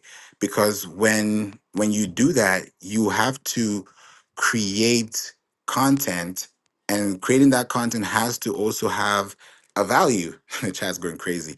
You have to have a value proposition that allows you to feel connected to that person that you're actually speaking to. So the one way to improve your open rate and your click rate and your conversion rate is by improving your click rate on your website. In other words, when you have a website and you send an email to them through, let's say, Flowdesk, and they open that email and that email takes them to the website, what happens, and I mentioned this earlier in the room, whenever people are running ads or doing organic content, right? It's Google Chrome. Google Chrome is where most traffic is coming from. That's where you're always seeing things with antitrust and privacy issues with Google and everything because everyone is using Google Chrome. When you're running ads, Google Chrome is where most people are doing that from. So when you think about browsers, when you install a heat map to your website, you're able to now know which browsers on the web are actively searching on your website or on your web page. So now when you have blog pages or product pages and you're sending out an email to those pages, that's going to increase your domain authority because what you're doing on the technical side is you're technically creating a trigger automation system. Because when you hit publish on your email list, that publish is triggering to IP addresses across your contact list. They could be everywhere, they could be local, they could be regional, they could be national. The wider the network is, the wider your bandwidth would be. So if you have people that are all over the world and they're on your email list, that's going to be a wider spread, because if everybody in the world is going to your website, that tells the algorithm that you have something to say, you have something to show, and you have something for them to see. So that increases your domain authority, SEO wise. Secondly, you now have a page that they can land on that you can control. So now when you start sending out emails to your contact list that actually trigger them to your or redirect them to your website, now your website starts to get that traffic it's looking for. Now all the products and services that you're advertising through email are going straight to your website, going straight to your podcast. So that's how you're able to connect with them. And then you dramatically see that happen. For me, I'll be honest and I'll tell you as plain as it is, it's not until 2024, I think it was around August, September, that we started seeing, like, I think the first time I saw a 79% open rate was sometime last year. And no problem, Margin. Thank you so much. I'll reach out to you and connect. Thank you for that question. That was amazing. And it was good to really hear it from you again. Thanks for being here anytime. So you have to think about your emails and how you send them. So Vanessa, the way you would be able to increase that open rate, that click rate, is by increasing the activity rate on your website. And how do you improve activity rate? By improving the pages that you have on your website by adding contacts and content, right? So when you add content on your websites, you're really adding context in essence, because I'm looking for vegan products, I'm going to get vegan results. So, or vegan product results. If I'm looking for sugar, is it brown sugar? Is it white sugar? Is it, what kind of sugar is it? If it's salt, is it Himalayan salt? Is it, yeah, like how can we, is it table salt? Is it oil? Is it almond oil? Is it peanut oil? Is it canola oil? It starts to get very deep because now we're dealing with actual things. You might like this car, but you may not like the color. Nothing's changed but the paint, but you just don't like it. So that's how email triggers work. So if you send more emails to more contacts on one platform that leads back to your website, then on your website, if you have a Spotify account or a YouTube, if you know, I would call it a YouTube video or a product or even a TikTok video that you can display on your web, even if it's a podcast or a book or a preview, they can actually land on your website first, then you get that trigger. What starts to happen is that you start to actually improve your open rate. Because for me, I've seen about 79%, 80% open rate. And now with the emails, they rarely unsubscribe. If they unsubscribe, that's maybe out of maybe, let's say, out of 10 emails, they might be like 2 or 3 unsubscribes. So seeing that knows that, okay, I'm not spamming. And anytime I send an email, it's full. It's like you send, when you eat a full meal, you don't want to eat another full meal till you're hungry again. So it's also the sequencing and how you connect with them. Is it early in the morning? Is it late at night? Those are very big questions, because even that also affects your open rate. You might be sending an email to them and they're busy trying to get their kids to school, or you could send it at midnight when they're just chilling and they're just TikTok surfing, if I can say it like that. And then your email pops up and now they're in your inbox and now they're on your website. And most times, even at night, people are on websites. People pay for things early in the morning or late at night. So those dynamics are so different and we can't just center box them. But Flowdesk, you can definitely get higher email open rates and click rates. And I'd love to show you how to get there. So I'd love to hear from you what your thoughts are on the platform, because those are two, expenses that you already have, as a business too. Yes, thank you so much, Favor, for your insight. That was really helpful. So there's really no, it's really more of like a preference in where I'm seeing the most traction, not really that there's a problem having or sending an occasional email from Flowdesk versus Arquetta, which is the one that I'm using now. It's just basically, yeah, kind of like where I'm noticing more traction. Yeah. Yeah, like I even said it to Mo too. I was like, if it ain't broke, don't fix it, because it's working. So and I love that you're doing it because you're also considering them in different ways. Like it's not just through, you can send an email directly to somebody, or you could use a CRM and send it to somebody, or you could use a third party and send it to somebody. As long as it gets to that intercom, that intercommunication platform, then that inbox will now be seen, it will be delivered, it will be opened. So you can use both. There's never really like, or one size fits all, because you have a domain that has a lot of properties. It's like a house. A house doesn't only have one room. There are many rooms in a house. It could be 5 rooms, it could be 2 rooms, it could be 3.5 rooms, So that's how you can think about the number of access points that you can actually connect with people in different categories of your brand as a service. So yeah, definitely use both and then see which one works. But if you start noticing that Flowdesk is going up and you're getting the same results as you are with the marketing suite, then now you can decide which one to use. But Flowdesk or the other platform may not be a big factor to say I want to drop one. If you can do both, why not? But you also want to see at the end of the month, at the end of the year, which one brought the most attention, which one brought the most retention. And that way you can be able to scale and connect. Like even with the massage company, they have another third-party platform that they use to now offer services in store because they have a brick and mortar. So I know that they're also going to use this email system to communicate internally with their clients because they have a system that allows them to process payments. So it's different. It just boils down to that technical setup of, do I have my record straight? Is everything in check? Am I in the green zone? And if I'm in the green zone, it works. And you can be able to even check that by going to senderscore.org. Senderscore.org is a platform you can go, it's a free platform, and you can check your sender score. If you get a score below 90, that means you need to do some work. If you get a score above 90, that means you're in the green zone. So everybody has their own score. And that score takes a while because for you to get a high score, you have to have studied in school. You have to do your homework. You have to pass the test. So you have to pass an admissions test to get, renewed. Like there are processes. You can't just jump the system. So when you now think about those building blocks, those Lego blocks, it's easier to just get to the top of the mountain and look down and think about how far you're going down. So you have to just change the mindset, but definitely using both would definitely help with your business if those two are used for two different things as opposed to them being used for the same thing. But I love that you asked that question, Vanessa. Thank you. Thank you so much for taking the time to answer that and help me decipher that because it's been in the back of my mind. So thank you so much, Favor, for that. I appreciate it very, very much. You are welcome. You're welcome. Thank you so much for that, Vanessa. Mo Dub, Dr. Fashion, would you like to say anything before we move to the next topic? Go ahead. Yeah. Well, actually, it was a question for you because I haven't heard you address this yet, if you don't mind. Let's go.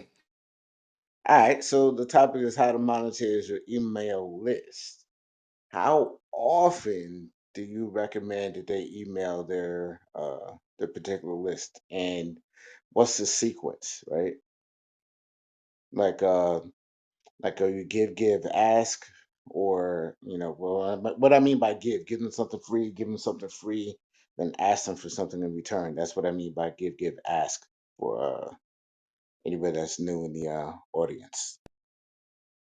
Great question. This is the rule I go by. I go within a 10, a, I would call it like a 10, a, how do I say this in a really, I want to make it so easy so that you can also do it to anyone listening too. I have a 10 week cycle process and I want to really break it down. I hope you'll understand how I break it down. So if the ratio is 9 to 1, and that's 10, right? And there are 52 weeks in a year, and that's 50. So there are 2 weeks extra, right? So in every 10 weeks, that's 10 emails once a week. That's 10 blogs once a week. So now the question is, how do I monetize what I'm giving? Right? That's usually the big question. I don't know how to price. What is the price? How do I even price it? So there are many questions that layer upon that one main question. What I would do is within that 10, and I split it up into 9 1, I would give 9 times and ask once because there's only so much you can take, right? I mean, if I give you all the food in the world, are you going to eat all the food in one day? It's not possible. But if you give that food to everybody that needs to eat, the day you're hungry, you will never lack food. So that's the mindset I have when it comes to abundance. So that 9-1 stretch means that I would give 9 times, meaning that if I'm going to send an email in a month, right, then I can send one email will be a newsletter email. Like Dr. Fashion said, you can put a lot of things. Hey, here's what you missed this week on social. Put everything in that one email. That one email can be opened all through the month. As long as they don't delete that email, it's still in their inbox and they can open it. Their emails have gone back to 2015 to look for things. So people can go back to their emails very easily. That's your inbox. That's your intellectual property. That's IN. So, and that's why there's also something called LinkedIn, if that makes sense too.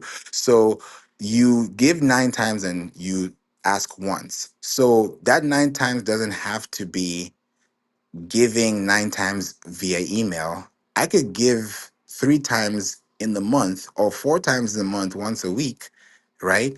But out of that giving in that one, there's a compound interest because where am I sending you in that email? I'm not sending you in that email to a platform that just has content. I might be sending you to an email that has a 10 video playlist on YouTube. Now, each of those videos might be a minute long, might be 10 minutes long. Now that's 100 minutes that I've spent with that one. Because like think about it like a slot machine, right? If one equals to this, then 10 equals to that, then you compound that interest. So if I do one count on email, one count on a blog, one count on a newsletter, one count on a podcast, one count on social media, one count in person, I've already said the same thing in different varieties, in different derivatives. And now the next thing for me to do is to take that same information and then ask on later and say, okay, now that I've given you all these things, which one do you want? That's how you now turn the table to them. That's how you put the ball in their court. And how you do that is by polling, doing polls. So if you do a poll, I've done this before. I asked them, hey, because it's a wide list. I'm like, I don't know everybody here. So, what kind of business do you have? Small business, medium business, large business? And I got responses. And then I put them in segments. So I know, okay, this is a large business, this is a mid sized business. Let's connect on LinkedIn. Let's meet on a website. Let's meet in person if we're in the same city. That's how that segmenting goes down to those relationships. So, I would give 9 times on the web and then ask once on the email. Because if I ask once on the email, that means that 9 times I've connected with people, each person that felt that connection has ended up in my email list somehow because they've felt that need to reconnect.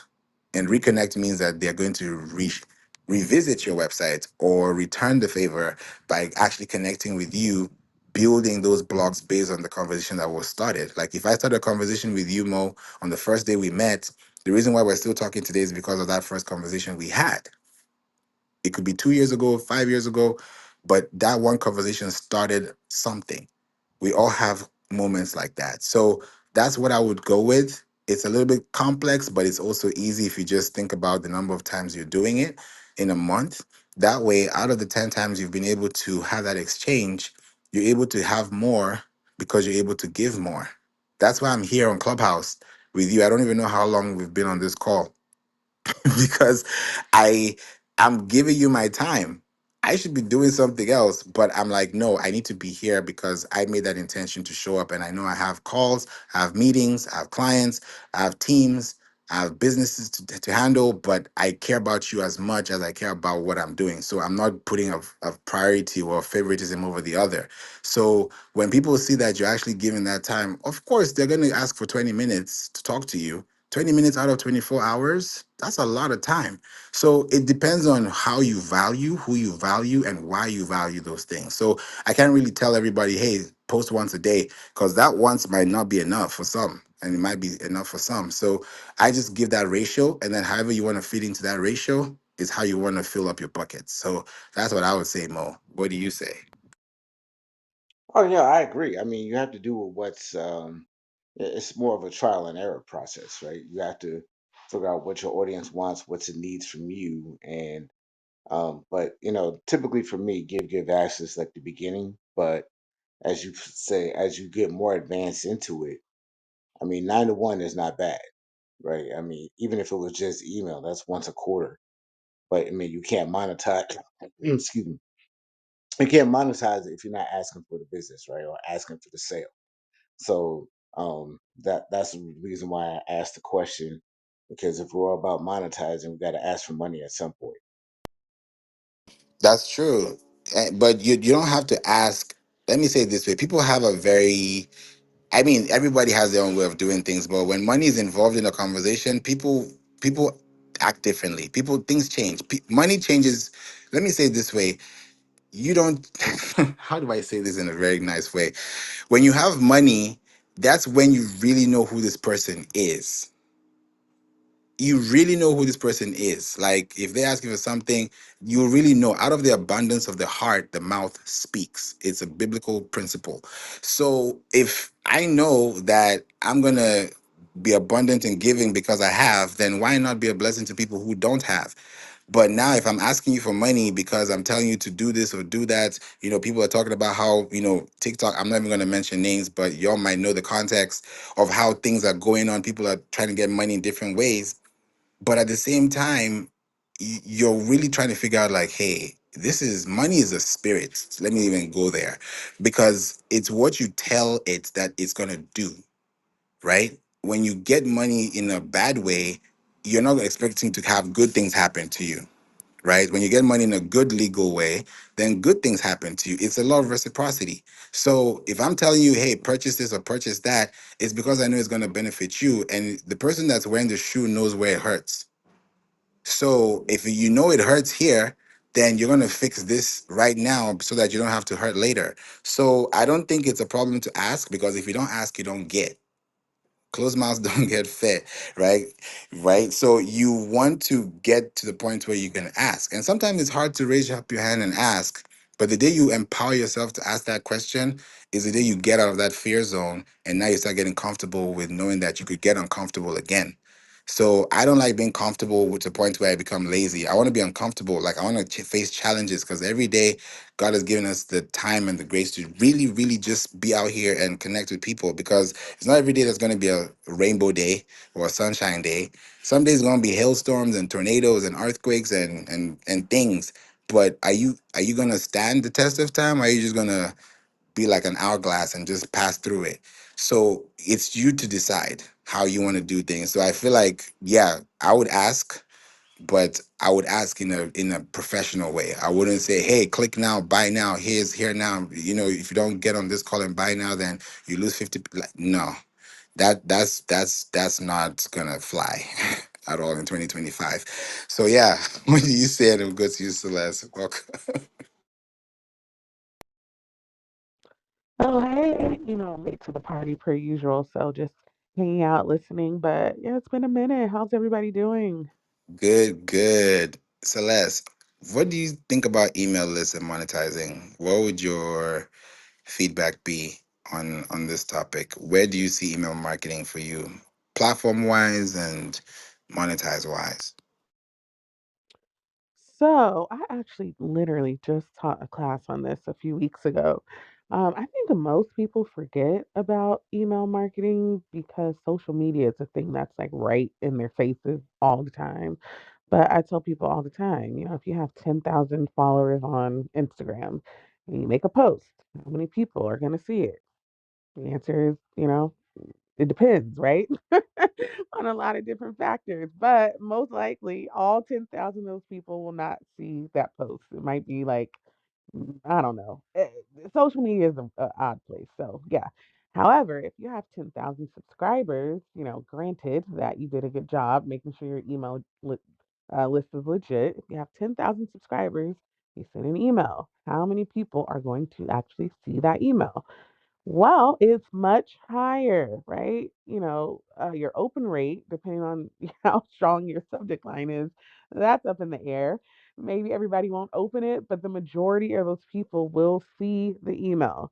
So, email marketing is a very powerful strategy when you kind of know what to do, how to structure the emails, and how to kind of get the information out there. So, yeah, I encourage everybody, especially if you have a website, you're most likely paying for email marketing and you're probably not using it. So I recommend that everybody, if they have a website, kind of utilize that platform. It tends to be a little bit easier. It's already set up in the background.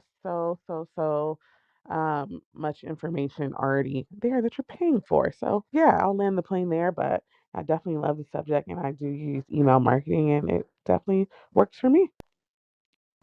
Thank you. Thank you so much for that, Celeste. Yeah, it definitely works. There are platforms that definitely work. And I feel like this room is a masterclass because a lot of things have been said. And I feel like if anybody goes through this from the beginning to the end, they should not have another problem because they would have figured out solutions based on concepts and case studies and use cases that they can apply. And there are platforms you can test out on and really understand, okay, what are we really doing here? And how do we really make sure that what we're doing is actually making sense and it's also making sense? You know, SENSE and CENTS. Yes, they both have to connect because if the message is not clear, then the checkout is not clear. You're going to still have things in the checkout section, right? Still in the cart, right? So you have to just psychologically reframe it in a way that people can really see that, yeah, you're not really selling anything. The day you want to sell something, just imagine what happens. Oh my goodness, I wish you could have said this earlier. Not because anything is special, but because you gave so much that you were not even asking for anything. You said good morning and you said bye. You didn't say, hey, good morning. We have this offer. Did you forget to check your email? Like, it sounds like you're fiddling thumbs. It's not easy to do those things consistently because at some point the authenticity just dries out. But if you show up and say, hey, did you know this? I checked this out. This is what happened today. Oh my goodness, this is what's going on. They'll be excited as much as you are because you're adding energy and you're filling that gap, that void. You're allowing them to understand some things that really helps people know. For example, Google AI mode. I sent an email out and I said, hey, have you checked out Google AI mode? This is going to be happening soon. So when you see it, don't be surprised because now here's a screenshot of what it could look like. So that way people are informed. They may not say, oh, thank you, thank you, thank you. But in their hearts, they are aware. And how they are saying thank you is by not unsubscribing to your contact list or your email list. So you don't it's non-verbal communication too that we have to look at these things and factor in. And you talked about something, Celeste, which is so, so important, super important. The title, super important, the title. Because when you put things in the title, those things tell people what's to come.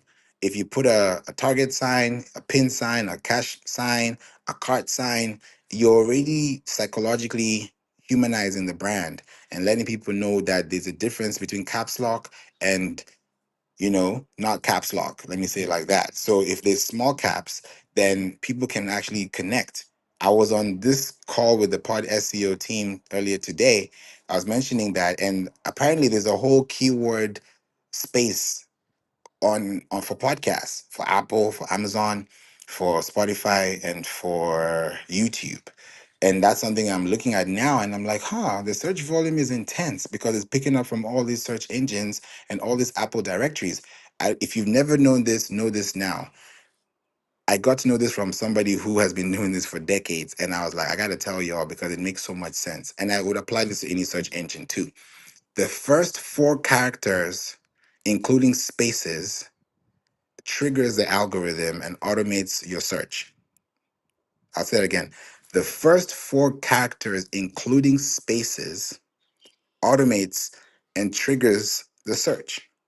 So if I'm looking for, let's say, like today on TikTok, I saw a pet translator. Apparently, there's an app that translates English to dog language, and the dog actually does it on TikTok. It's crazy. And I'm like, huh? This thing is actually a real thing. The dog actually did exactly what the translator said. I was like, huh? What? I saw that thing. I was like, yo, this gotta be, come on. Like, it's going to this point, and it's so accurate. Now, someone's that's looking for that kind of thing and listens to podcasts, how will they find that? They're going to type in pet space translator or app translator. By the time they've done that space, anything that's coming on the search box from A to Z is based on somebody's history of search. So if I've been searching for pet supplies, I've been searching for pet food, I've been searching for pet this, pet that, then whatever comes up on that search box is based on your search history. So that's why search is different for everybody. That's why when you search near you, you get a different sushi restaurant from somebody who is in another location that's looking for the same food. So your semantics have to be heavily focused on the way you write things. Even the capital W and the small w are different. They have different pixels. Those that size matters. Size matters because if you send it like 64 kilobytes and somebody else sends an email that's maybe 1.3 megabytes, you might get it faster and you might get it earlier, not because the time was different, but because the time it hit send to the time it hit your inbox, there are milliseconds that are being counted. We don't really count the seconds, but there are milliseconds being counted. So, what I also saw too with the podcast ranking is that on top of the 3+1, which is 4 characters with spacing, I got to realize that caps lock, which is true, and it made sense for podcasting, caps lock and small caps changes everything. So the search volume right now for SEO guides in caps lock is low compared to the key phrase SEO guides in all small letters, in all small caps. The search volume is to the bar, like it's literally to the end. And I was asking, why is this different? There's an example, and I'm going to have a room on this very soon, probably this week. SEO for restaurants. Then there's SEO in caps lock and there's SEO in small caps.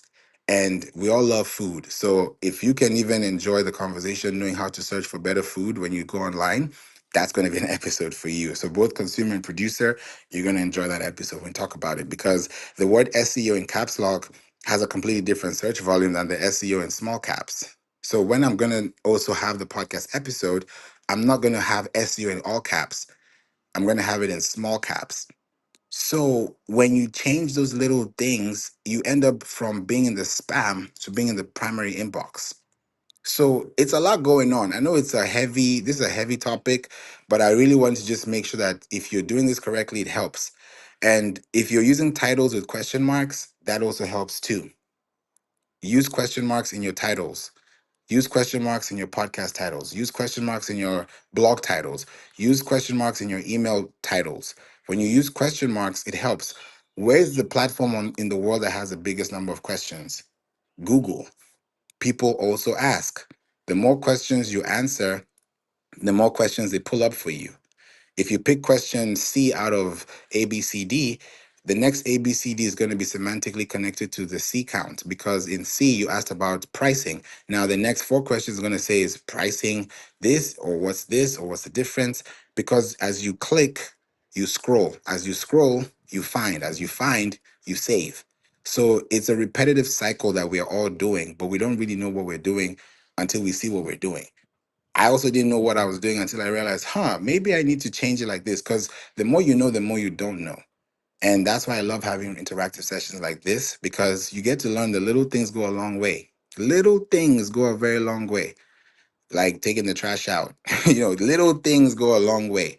I'm just giving you life examples here. So when you look at things from taking the trash out, meaning that you take out your email list that are bouncing, that people who have unsubscribed, it also helps you have a clean, healthy domain because you might have a low click rate because you have a high bounce rate. Or you might have a lot of bounced emails that you've never taken off because that's what's hurting your overall score. So there are a lot of things that we have to kind of like move. They're moving posts, but they all move towards one goal, which is to help you convert. And the better it is, the better it is for everybody else. So that's how you're able to do it and do it in a really, really clean way. Does anyone have any questions in the chat, on stage? I know we've beaten this topic down, and I feel like I don't even know if we need a part two for this. If we need a part two, put a 1 in the chat or put a 2 in the chat. Actually, put a 2 in the chat for part two. If you don't want a part two, put a 1 in the chat. And I know that this question was answered, and we don't have to talk about this topic again. So I'm going to toss the mic up. Anyone can go. Yeah, you're probably gonna need a part two, three, and four, brother. I mean, that's number one. But I want to just touch on a couple things that you and Celeste said real quick. So I'm gonna give y'all a little tip that you can steal to help monetize your list. Is number one, like I have what I call myself as a boss day. So like on Sundays, I might just scroll through my emails and the subject lines because like Celeste said, the subject line is important because the subject line is gonna get them to open. I'll scroll through my emails just on the subject line, and look for things that catch my attention that got me to open the email in the first place, right? And I'll copy and paste that and I'll throw it onto a Google Sheet, right? Throw it into a spreadsheet. So then now when you're doing your email list, now you have a ready-made list of subject lines that got you to open, so you can hopefully translate that to other people opening as well. So go ahead and swipe those to help your open rates um, with your emails. And the other thing that Faber was mentioning, people also ask on Google.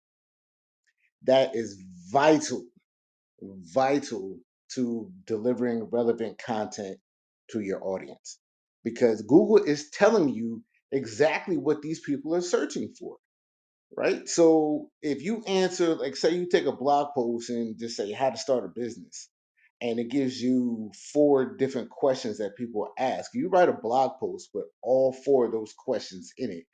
You kind of, now you're telling Google, when when Google reads it, crawls it, whatever, that this is very relevant to the people because you answered four questions in it, right? And then it also gives you some follow up material, right? So now you can, because it'll tell you if you scroll down a little bit further, people search this next, right? Or people also search, or related searches. Now you got follow up materials, right? Now you got 10 blogs. Now what you do with 10 blogs, now you turn that 10 blogs into an ebook.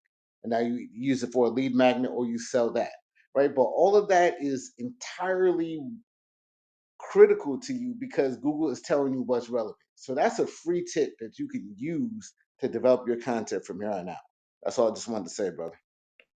Thank you so much. That's super helpful. And I hope somebody caught that, and please do it too. Don't just catch it, just do something with what you catch and make something out of it so that you can come back with more and save more time in the future.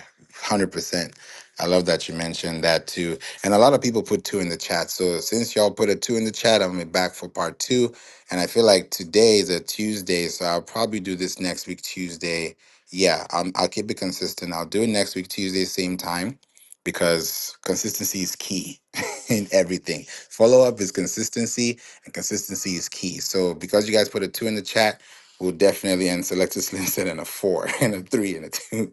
So we'll definitely make sure we'll add more to that and bring that in. I'll say this one thing, and then I'll come to you, Alex, just to add on to what you said, Mo. When you look at your email list, right, you think about the people that are there. So when you ask people for their primary contact list, when you say primary, that means they're thinking first. When you just say email address, they're going to give you anything. You have to be very specific with your ask, especially when you segment them. Of course, when it's a cold lead, you're not going to get someone's address on the first date. Let me say it like that. So you're going to get a phone number or an Instagram account or a Skype account. I think Skype is almost going, or I think it's probably about to. But you're going to get something that's not directly connected to them, but is at an arm's length that they can connect back with you. Until you're able to sit on the same table and have the same meal with that person or break bread with that person, it's going to take trust for that to happen. And that trust takes time. And that time takes consistency. So if you're looking for connections with people and you're running all these ads and all this good stuff, great. Keep going, keep doing that. Now, if you now know exactly how much these words cost, right? That's when you're able to even count the cost. So if I know that, for example, today I was actually, and I'm planning on probably going to do this, and yeah, I'm probably going to do this because I was looking at a trends tool, and I was actually doing research. This was before I had the power outage today at the workshop, so I'll give you guys a little bit of a snip of what I was doing. I was looking out for a company that they were looking for digital marketing. They were trying to advertise a digital marketing agency, and I realized that the word digital marketing for law firms has a cost of $84.83 cost per click. That's a lot of money for one click. That's a lot of money for one click. But guess what? If you use that click and turn that click into an organic click and an email click, and then you're reaching people who are typing those keywords, then that's how you start connecting with more people at a longer stretch, because it's not just about sending out an email. Now you know that this email has a cost attached to it, because you know that if you were to pay for this on an ad platform, that's how much you'd be paying. But if you're now actually paying it with time, and giving someone an article to actually understand the concept, then that's the reward you're getting for earned media. So that earned media is because you were able to have that organic feedback by putting articles, whether it's a podcast, whether it's a book, like you said, Modub with an ebook, you want to have those things in place. So if you know how much these words cost and you use these words in your email list, you'll definitely be fine. 100% you'll be good to go, because those are the same things that people are looking for. And like Mo, you said too, I always ask, what is your best email? Because if I'm reaching out to you and I can't reach you, then what's the point of having the contact? So that contact is because you want to connect. So try and do it a little bit differently. Yes, get them in if it's cold email, but if you want to also build that connection, have a landing page or a form page that says, hey, put your primary contact here and we'll make sure we send you the exclusive information. Then you realize somebody who's on your email list might even have two email addresses, because they have a personal one and they have a business one, or they just have one that they can connect with you for business, or another one for services. Just do it in a way that makes you feel comfortable. And they're not one way to do it. It's not a cookie cutter thing. It's an all time thing and it's a worldwide thing. We just have to know how we're connecting with the people that come to us. And if we're able to show love and just be authentic, then we won't have to worry about all these percentages off and Black Friday deals, because they're going to come and go, right? Another one is going to come very soon. We're in April now. People on Pinterest are searching for Christmas trees in April. So these are things that you're looking for and people are planning in advance. So if you're in where people are planning, of course, if you fail to plan, you plan to fail. It's a mirror effect. So if you're able to plant seeds, then those seeds will grow, and those things that will grow will one day help you, in the future. So it just starts off with those little things now and just breaking down those concepts. So I'm glad we're here to talk about this topic, and we'll definitely do a part 2 next week. I don't know if it's going to be this long, but if it is, then that means you guys need to probably take action. And please, for those who put a 2, don't just sit down on this replay. Please do something, because if we come back next week and I'm hearing the same 2, then I don't know if we're going to have a second or third run after that, because I want you to take action. I want you to think about these platforms, do the math, do the numbers, do the research. I'm just giving you a head start. And then from there, if you really want to take it to the next level and bypass all that research, then click the link above and let's book a call. Let's talk for 20 minutes. That's a third of an hour. You have 60 minutes in an hour. So if you do a third of that and save two-thirds over time, then a lot can happen. Welcome back, Alex. We're about to close, and I wanted to make sure I connect with you. So, how are you? And we'd love to hear anything you'd love to say. Feel free. The floor is yours.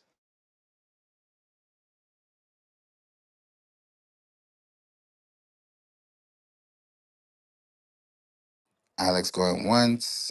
Alex going twice. Alex, hit the button. If you're speaking, you're probably muted. If you're not speaking, then please interrupt me, because we'd definitely love to connect with you. And you have a ticket on, so I know this is probably your first time. So really appreciate you for joining. And also, boom, there Yeah, we yeah, go. yeah, yeah, yeah, yeah. Let's go. There we go, there we go, there we go. What's happening? What's happening, guys? Yeah, this is Alex from Nairobi, Kenya. What's up, Alex? What's Hello. going on, man? What? What's going on, you guys? You should come to Nairobi, you guys. Yeah. Hey, Alex, watching you come beer. I'm Nigerian, but Yeah. I've also grown up in Kenya. So I was in Nairobi in January.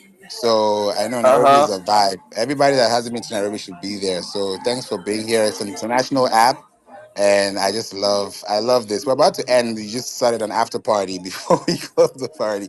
So we'd love to hear from you. Just introduce yourself and let us know who you are and what you think about the room. Yeah, yeah, yeah. I'm, I'm,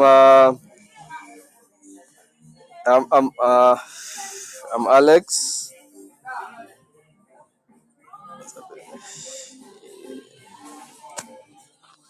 I'm Alex. I'm from Nairobi. I'm in IT. I would like to know you guys. Yeah. Thank you for being here, Alex. Yeah, I'm And Alex. how did I'm you? from Nairobi. I would like to. I'm in IT. I would like to know you guys. Yeah, I'm happy to be here. Thank you, Alex. Cheers, I would like guys. to ask you this question, Alex. Thank you. How did you? Yes, yes, yes. How did you find the room? How did you find the club? How did you find this? Just how did you find us? Because I'm in marketing. I'm all over the place. Enthusiastics. I'm just find you guys. I like you. I want you to know more about marketing and all that because I have a company called TechMart. I'm in a place called Village Market. It's a mall near American Embassy or near the. Where did he go? Oh my goodness. He was about to say something really nice. Village Market, if you've never been there, it's a place in Nairobi. Yeah, it is next to the US Embassy. It's a really, really nice place. It's like a mall. Like think about your favorite mall. It's a mall setup and it's really nice. Really, really, really nice place. So I hope he comes back. But you see, this is an international app. Anything can happen on this app. So that's why I really love being on Clubhouse. And there's a reason why I felt earlier not to start the hour earlier because these days I just go off emotion, mindset. Like I don't just rush to do things. So I felt like, yeah, let me give it an hour to come back and look at what happened. I think if this happened an hour ago, we wouldn't have this effect today. So yeah, just go with the flow, guys. Feel connected, feel there. Just feel like you actually want to connect with people because people want to connect with you. It's just that you didn't ask, and that's what happened. So yeah, Najami, Alicia, Kim, Yvonne, please make sure you click the link at the very top that says Marketing Club. Be a part of this club. We're growing. We're at 351.2 thousand members. So that's a lot of people. So anytime this room opens, even in the replays, I remember I got a, a notification last week that the replay is being listened to that I did back in 2022. So these things are really real. People connect. They find you on Clubhouse. Somebody connected with me on my. They booked the link at the top. Like a year after she left Clubhouse, and then she got to know about me through a referral on LinkedIn, and then that's how I got to know that she was on Clubhouse.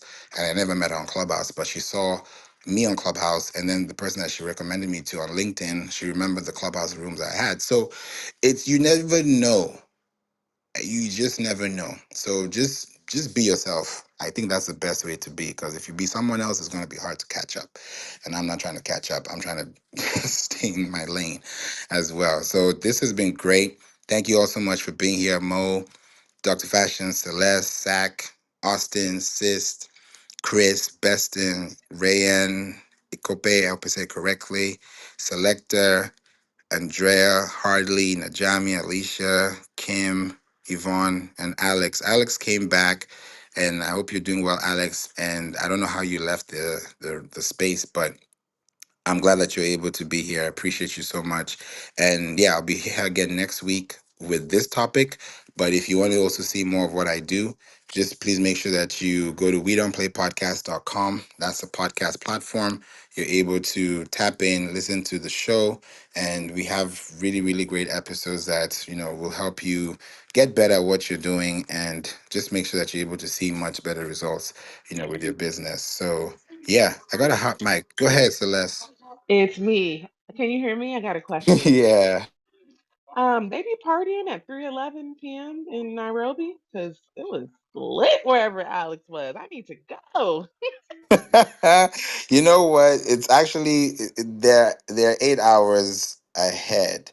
So like I'm in Houston, so I know that they're 8 hours ahead. So yeah, they are 8 hours ahead. So it's like 10 p.m. That's why it's turn up season.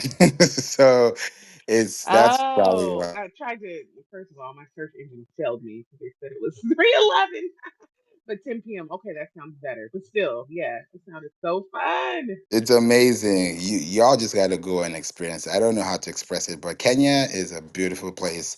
It's just Nairobi is amazing. Then if you really want to enjoy This is so unrelated, but I think it's also gonna help y'all because I've also grown up there too. If you enjoy like the beach, go to Mombasa, go to Watamu, go to Malindi. These are places in Kenya that you can literally enjoy a great time. If you like white sands, if you like the beach, if you like the vibes, just go there. People go to different countries, and sometimes it's until you get there, you're like, oh, the Maldives, oh, Greece, Santorini, oh, this.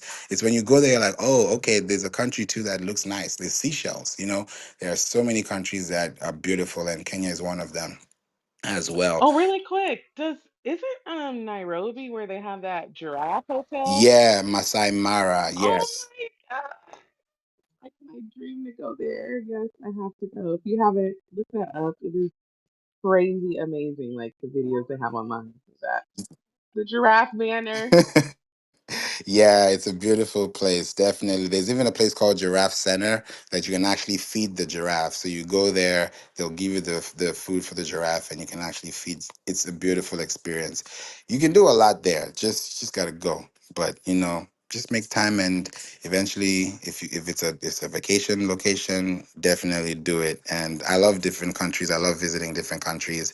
Even Qatar, I've been there twice, and just to enjoy and see what's out there. I was there the first time after the World Cup because I was going in between. I'm going back to Kenya at that time, so it's good to see different places and just know what's out there, and that way you're able to appreciate what you have because it's not the same everywhere. Like lives are different, and but we all have a great life to live, and I think we can express it in different ways, and also enjoy each other's company by being very connected as well. Yes, Kim, the it's called We Don't Play.